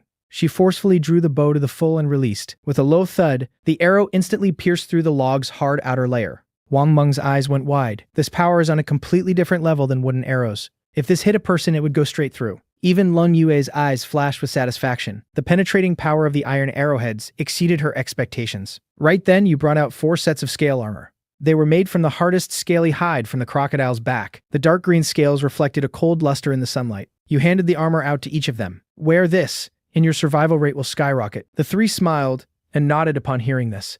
Wang Meng couldn't wait to slip the scale armor on. He forcefully thumped his chest. The scale armor let out a dull bang. With this thickness and hardness, it's basically a mini bulletproof vest. Soon, everyone was fully geared up. You looked at your completely transformed team and slipped the last iron arrow into your quiver. Now it's our turn to be the hunters. Let's play sparrow warfare. When the enemy advances, we retreat. When they camp, we harass. Once they're easily spooked like birds in a cage, we find an opening and strike a fatal blow. Wang Meng and Lung Yue nodded heavily. They completely agreed with your tactics. Once the plan was set, the 4 immediately took action. Lin Yihan led the calf back to the shelter and blocked the cave entrance with rocks, leaving only a gap for ventilation. Lung Yu extinguished all the campfires while gathering their weapons and food. Once everything was ready, the 4-person squad slipped into the dense forest like ghosts. You walked at the very front, your eyes scanning the surroundings like a radar. Master-level environmental perception was fully unleashed. At this time, Wang Meng crouched down and picked up a trampled plant. Looking at the tracks, they left no more than 3 hours ago. Hearing this, you continued tracking forward for over a dozen meters. Unexpectedly, the tracks disappeared in front of a rocky beach. Lung Yue and Wang Meng checked and shook their heads helplessly, preparing to spread out and search again. However, you stood completely still. In an instant, the entire world presented a different picture in your mind. A faint air current was blowing from the southeast. You raised your hand and pointed southeast. Over there, about 2 kilometers away. Hearing this, Wang Meng looked surprised. But seeing Lung Yue's calm expression, he didn't ask further. Let's find a place to wait for dark then. As his voice fell, you nodded, leading the 3 towards the southeast. You found a hidden depression, eating dried meat and drinking fresh water. The sky gradually darkened. You crept silently into the depths of the dense forest. Not long after, a faint firelight appeared ahead. Wang Mang narrowed his eyes and whispered, "There isn't even a hidden sentry around the camp. These bastards are too arrogant." Just as he was about to suggest a sneak attack, you pinned him in place the next second. You raised your hand and pointed at the large trees on both sides of the camp. Wang Mang and Lung Yu looked over, and their pupils instantly shrank. 2 blurred figures were lurking in the shadows of the tree canopy. Seeing this, a layer of cold sweat seeped from Wang Meng's back. You turned your head and whispered to the 3, "There are professionals in this team. Even if the sentries are killed by arrows, the sound of them falling would be enough to wake everyone in the camp. We'll shoot these 2 sentries and run, and come back in 2 hours." With that, you and Lung Ye slowly raised your longbows. However, a sudden commotion came from the camp. A tall figure threw someone out of the camp's shack. Seeing this, you narrowed your eyes and stared at the figure slumped on the ground. Under the firelight, the Dragon Country emblem was faintly visible. You immediately said, "It's someone from our Dragon Country." As soon as this was said, the group fell silent. If we shoot the sentries, the enemy, in their anger, will likely kill our compatriot. The current situation put you in a dilemma. Everyone's gaze converged on you. Your brain worked at lightning speed. Countless plans flashed through your mind, only to be rejected. Suddenly, a flash of inspiration hit you. You looked at Wang Meng with a sly smile. "I remember you were attacked by a troop of monkeys when you came here." Hearing this, Wang Meng was momentarily stunned. Then a terrifying glint erupted in his eyes. "You're wicked, kid." With the plan set, you immediately took action. Soon, relying on his memory, Wang Meng led you back to the monkey forest. He took out several kiwis from his animal skin bag. Then he swaggered to a clearing at the edge of the forest. Wang Meng used a dagger to peel the kiwi, exposing the flesh. Instantly, a fresh aroma spread through the air. Not long after, faint rustling came from the surrounding bushes. Several pairs of eyes lit up in the darkness, staring intently at the kiwis beside Wang Meng. A bold monkey swiftly charged at Wang Meng. Unexpectedly, Wang Meng tensed his muscles and struck instantly. The next second, the monkey was grabbed in his hands. Seeing this, you stepped forward with vine ropes. In just a moment, the monkey was tied up. At this, the monkey troop exploded in chaos. Over a dozen monkeys sprang out from all directions. Seeing this, you became excited. Perfect timing. The monkey troop's attacks swarmed in. However, protected by scale armor, the 4 of you remained unscathed. In no time, 6 or 7 monkeys were captured. You tied them up tightly. Seeing the bad situation, the remaining monkeys quickly fled back into the forest. He then signaled the 3 to leave. On the way, you said to Lin Yihan, "I'll need you to do something later. Be bold and just do it. I believe in you. If the plan fails, I still have a backup." Hearing this, a surge of panic and fear rose in Lin Yihan. But looking at your confident eyes, she also became resolute. "I understand." Around 3 a.m., you arrived at a gentle slope on the outskirts of Kane's camp. Inside the camp, the 2 sentries in the trees were still on high alert, while the rest were fast asleep. Seeing this, you immediately ordered the action to begin. Wang Meng and Lung Yue untied the vine ropes on the monkeys. Lin Yihan quietly slipped away. Once freed from their bindings, the 7 monkeys began to struggle violently. With quick reflexes, Wang Meng hurled them towards the camp. Instantly, the camp devolved into absolute chaos. The mingled cries of humans and monkeys spread out. Hearing the noise, Kane walked out gripping a dagger and scanned the surroundings. The next second, a monkey lunged at his face. For a time, the camp was turned upside down. No one noticed the anomaly in the trees. 2 iron-tipped arrows pierced the night sky.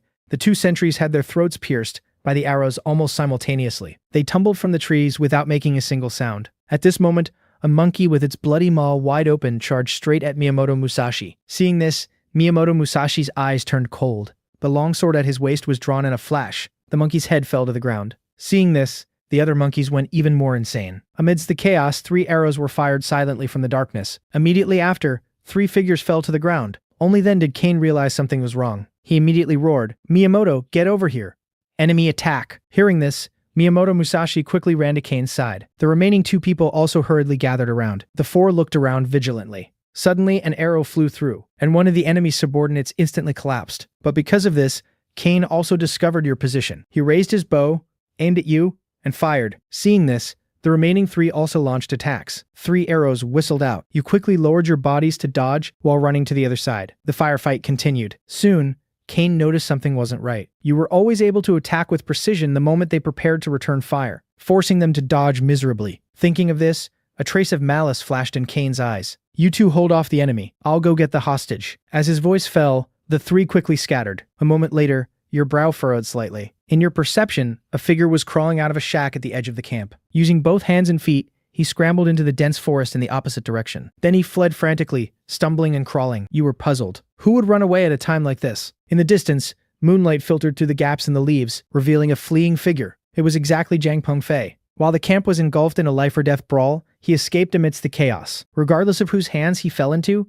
it would be a dead end for him. Therefore, he had to flee. Jang Pengfei desperately comforted himself, while quickening his pace towards the depths of the dense forest. The battle inside the camp grew increasingly fierce. Another subordinate of the joint squad was pierced by an iron arrow. Seeing this scene, Miyamoto Musashi gritted his teeth. Then he suddenly drew the longsword from his waist. "I'll fight you to the death." However, at this moment, Kane walked out dragging Zhao Ziqian. "You Dragon Country scum, get the hell out here, or else I'll slit his throat." The battlefield instantly fell silent. You narrowed your eyes in the darkness. Meanwhile, Lin Yihan slowly approached from the rear of the camp according to the plan. At this time, Kane began to count down.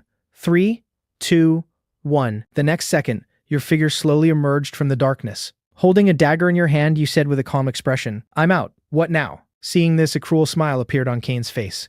"Drop your weapons and tell your companions to get out here too.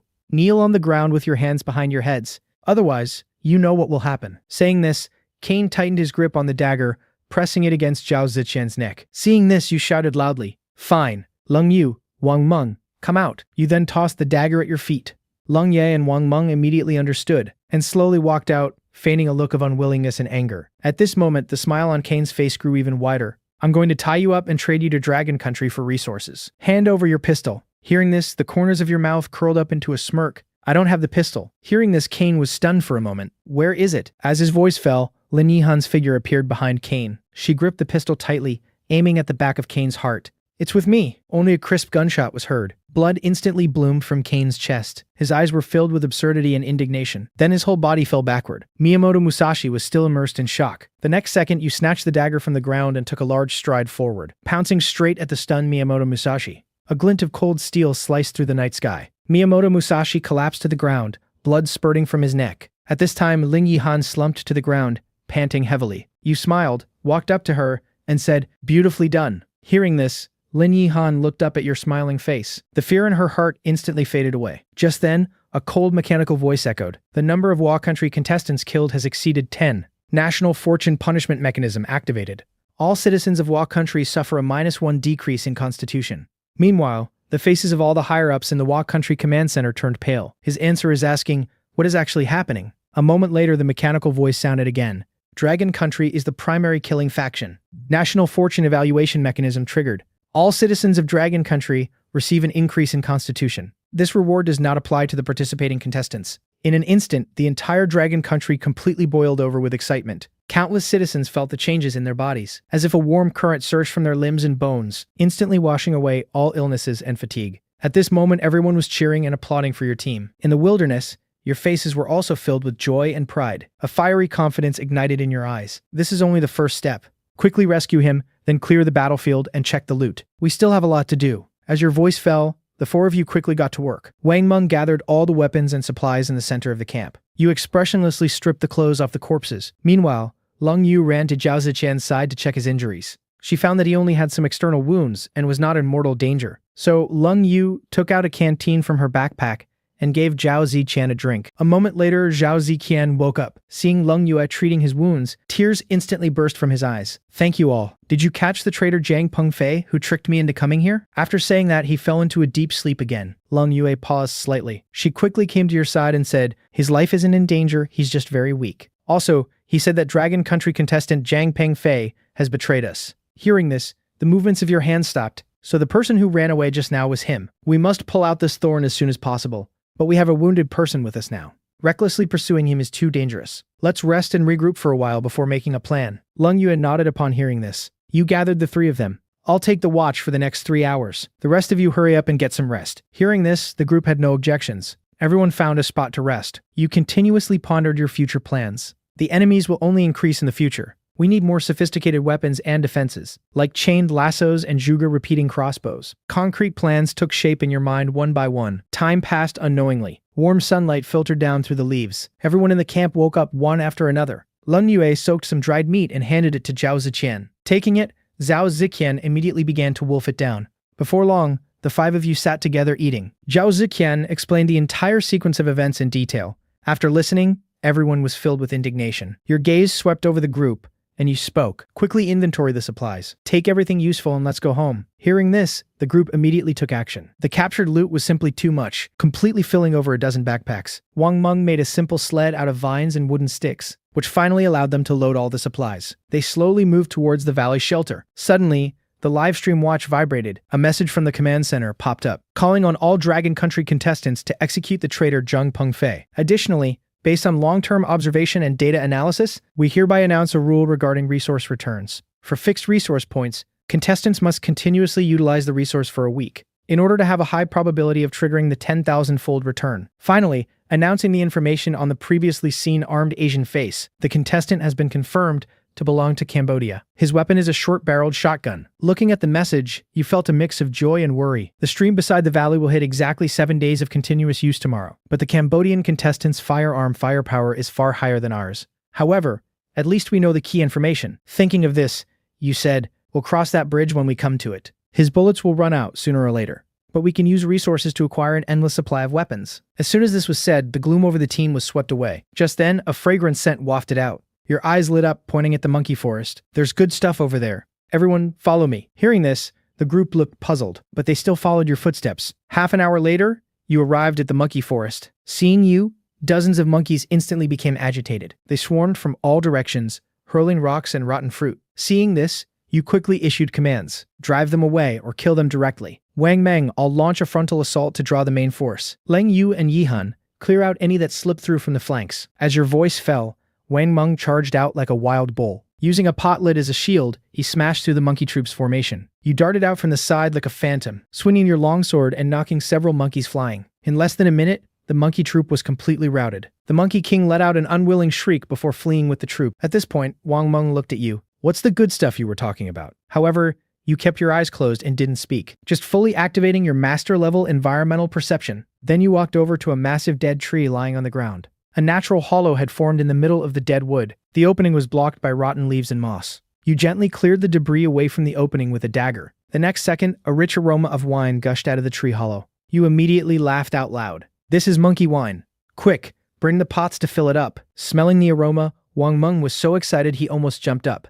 He hurriedly grabbed the pots and canteens and ran over. You and Lung Yu worked together to widen the tree hollow. A layer of thick, amber-colored liquid was pooled at the bottom of the hollow. Various wild fruit pits were steeped in the liquid. Seeing this, Wang Meng picked up a pot and quickly started scooping the wine. The others also immediately helped. They didn't stop until 3 marching pots and 2 canteens were completely full. Wang Meng smiled and sealed the hollow's opening with leaves. Leave a little for them as a consolation. Maybe they'll brew some more in the future. Just then, Zhao Ziqian unintentionally glanced over a clearing ahead. The patches of plant leaves looked somewhat familiar, so Zhao Ziqian slowly walked over. He reached out and dug into the soil. Immediately after, his whole body froze in place. It's sweet potatoes. Hearing this, everyone quickly gathered around. They saw a vast patch of wild sweet potatoes growing quietly before them. At this moment, the global announcement rang out. Dragon Country contestant Zhao Ziqian discovered the crop.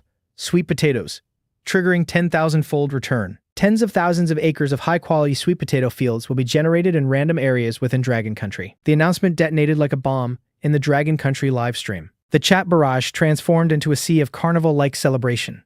Inside the monkey forest, the group burst into laughter. Then they started digging up the ground. Soon, the sled was piled high with countless sweet potatoes and sweet potato leaves. The group returned fully loaded. Their moods were more relaxed and joyful than ever before. However, upon returning to the valley, everyone instantly stopped in their tracks. In the center of the camp, a blurry, massive, dark silhouette was taking a leisurely stroll. The atmosphere at the valley entrance instantly froze. You quickly activated your master-level environmental perception. The outline of the behemoth became increasingly clear in your mind. It looks like a cow. As if realizing something, you hastily led everyone into the camp. At this moment, the giant cow turned its head to look at you, and by its feet, the calf was affectionately nuzzling it. Lin Yihan covered her mouth and said, "It's the calf's mother." As she spoke, the giant cow let out a low and gentle moo. The calf happily ran over to Lin Yihan. The tense atmosphere instantly vanished. Everyone stepped forward to observe the mother cow. Your gaze locked onto the mother cow's flank and hind legs. Several deep claw marks were clearly visible. Seeing this, Lung Yu stepped forward quickly and said, Let me treat its wounds. Next, the entire camp bustled around the mother cow. Lang Yue sterilized her dagger over the fire, then cut away the rotting flesh around the mother cow's wounds. The severe pain made the mother cow's body tremble violently, but it only let out a mournful wail, never once struggling. Night fell, and the campfire crackled. A marching pot was suspended over the fire. Chunks of sweet potatoes were boiling in the pot. By the fire, there were several roasted sweet potatoes. Everyone sat around the campfire. The mother cow lay tamely, not far away. The calf snuggled beside it, eating sweet potato leaves. At this moment, the shelter felt like a secure home. Wang Meng grinned and handed Zhao Ziqian a roasted sweet potato. Our great hero, eat more. Tomorrow, Brother Guo and I will go into the forest to hunt some wild game. Paired with the monkey wine, it'll be absolutely amazing. At this time, Lung Yue cleared the dishes and spoke faintly. Our shelter is getting more and more crowded. We need to consider housing first. Hearing this, you nodded. Starting tomorrow, we'll build a few more shelters. We also need to build a cowshed for the 2 cows. Everyone nodded in agreement. Soon, the night deepened, and the campfire slowly died out. The group crawled into the shelter one by one to rest. Wang Meng was assigned the first watch because his snoring was too loud. Wrapped in a thermal blanket, he huddled by the camp, constantly whittling a piece of wood with his dagger. Meanwhile, the Dragon Country Supreme Command Center was brightly lit. A staff officer walked briskly into the operations room. Currently, many countries want to trade supplies for sweet potato vines. News came from Dai Country. They want to trade oil for them. Hearing this, the old general's eyes lit up. Then we really need to negotiate this properly. Let's see what kind of price they can offer. The morning sun cast its rays through the leaves onto the camp. Everyone woke up, one after another, and started getting busy. Lin Yihan changed the mother cow's bandages. Lung Yu started preparing breakfast, and Zhao Ziqian, leaning on a wooden stick, collected fodder for the cows. You looked at the sky and said, Wang Mang and I will go hunting. You guys plan the layout for the new shelters in the camp. Hearing this, everyone nodded.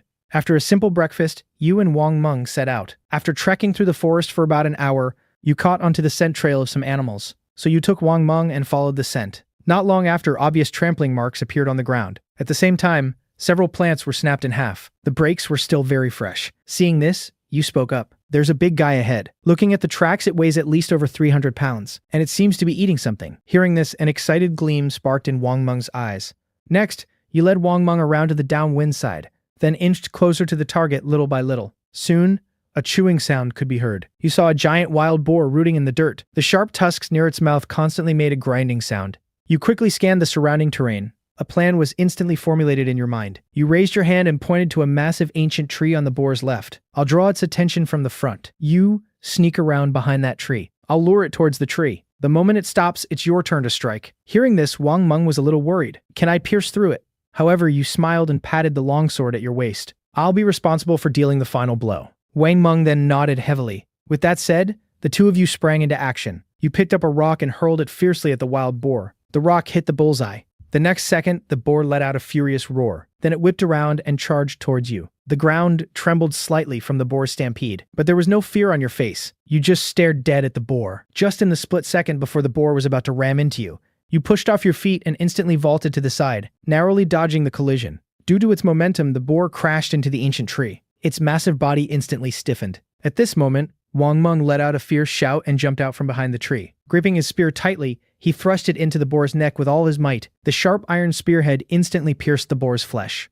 Blood spurted out like a fountain. At the same time, the boar let out a tragic, blood-curdling squeal. It thrashed its body madly, trying to throw Wang Meng off, and Wang Meng desperately held onto the spear shaft, resisting with all his strength. In the nick of time, holding your longsword, you flashed out from the side. A cold arc was seen slashing through the air. A deep cut immediately appeared at the boar's carotid artery. At this moment, the squealing abruptly stopped. The boar twitched continuously, and the ferocious light in its eyes quickly dimmed. Finally, it collapsed heavily onto the ground, losing all signs of life. Wang Meng, panting heavily, said, "We actually took it down, but you didn't even glance at the boar. You just walked over to where the boar was feeding and dug up the soil. You pulled out an irregularly shaped tuber. Brother Meng, we hit the jackpot. This is black truffle. Stir-frying pork tenderloin with this will be unbelievably fragrant." Hearing this, Wang Meng's eyes were already shining. Then what are we waiting for? Let's dig up some more to take back and broaden their horizons. Then the two of you began frantically digging in the ground. Soon, over a dozen black truffles were placed into your bag. Next, you and Wang Meng worked together to hoist the boar up.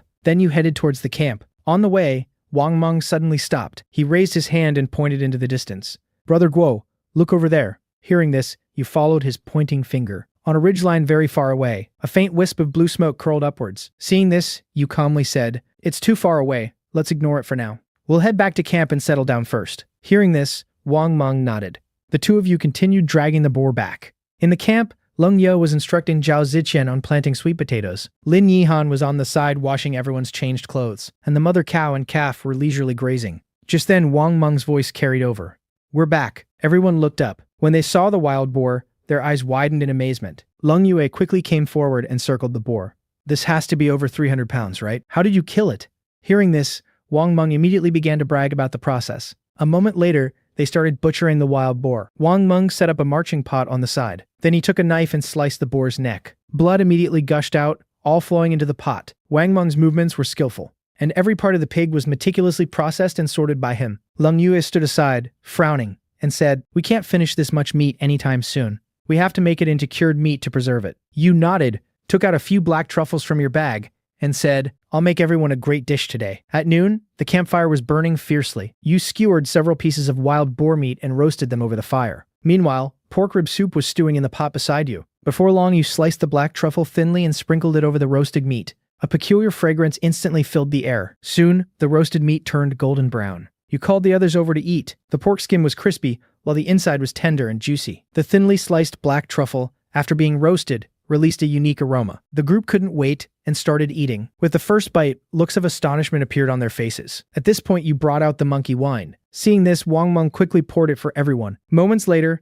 the five of you raised your cups. You looked around and said loudly, "For this meal and for our dragon country, cheers." The next second, the wooden cups clinked together, making a dull thud. The atmosphere was lively and warm. In the global live stream, countless viewers drooled as they watched this scene. After eating and drinking their fill, everyone leaned against the wooden logs, resting contently. You looked at the mother cow and calf and said, "There's too much meat and loot. We can't carry it all back. Once the iron ore is mined, transporting it by human labor is too inefficient. This afternoon, we will build an ox cart. With an ox cart, whether it's transporting supplies or reclaiming land, our efficiency will greatly increase." Hearing this, Wang Meng slapped his thigh. "We'll follow your lead, Brother Guo.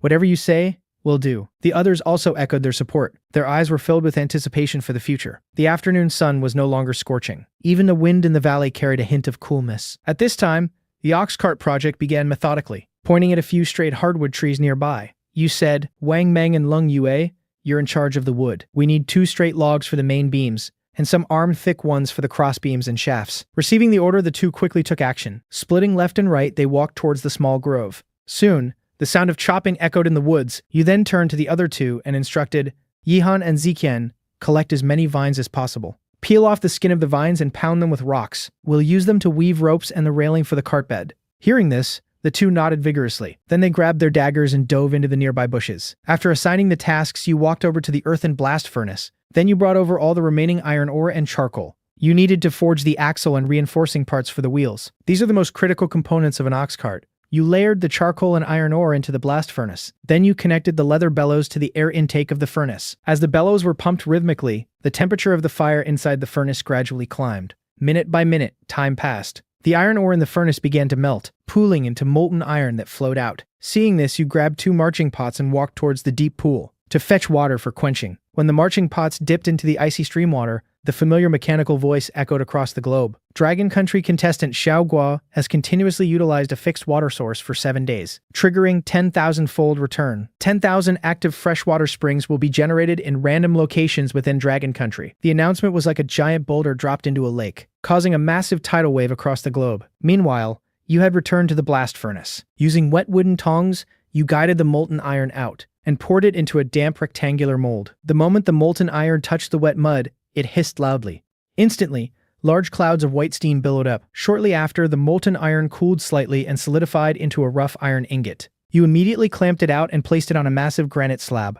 Then you used your dagger to chisel a groove into one end of the iron ingot, and finally inserted a piece of hardwood into it. What followed was repetitive hammering. You forcibly hammered the iron ingot into a near-perfect cylinder. By this time, Lung Yu and Wang Meng had returned to the camp. Wang Meng stared at you with wide eyes. "Brother Guo, you must have been a blacksmith in your past life, right?" You didn't reply, simply remaining focused on your work. Next, you forged 4 circular iron hoops and 2 disc-shaped iron pieces with holes in the center to reinforce the wooden wheels. Lung Yu watched quietly from the side. She could sense extreme professionalism and confidence emanating from you. While you were forging the metal parts, the others hadn't been idle either. Following your instructions, they started assembling the completed components. When all the woodwork and ironwork were ready, the most crucial assembly step began. You slipped the red-hot iron hoops over the edges of the wooden wheels. Immediately, a pungent burning smell rose along with white smoke. You lifted a pot of water and poured it over the iron hoops. The iron hoops shrank rapidly due to the cooling, gripping the wooden wheels tightly and flawlessly. The final step was linking and securing all the components together. Time slowly ticked by. A rustic, ox-drawn flatbed cart appeared before everyone's eyes. Everyone gathered around the ox cart, their faces filled with a sense of accomplishment. A moment later, Lin Yihan walked over leading the mother cow. You and Wang Meng used animal skin to make a simple yoke, then carefully fitted it onto the mother cow. The mother cow actively lowered its head, highly cooperative. Next, you connected the yoke to the shafts, and then loaded several massive rocks onto the cart. The reins were gently pulled. The mother cow let out a soft moo and slowly stepped forward. The next second, the wooden wheels pressed 2 deep ruts into the grassy ground. Seeing this, Lin Yihan jumped up excitedly. We succeeded. We really did it. Watching this scene, the others' eyes were full of brilliance. At this moment, the future was like a scroll held tightly in your hands. Once unrolled, it would be a breathtaking landscape. The people in this picture would have no worries about food or clothing. Everyone's face was beaming with a happy smile.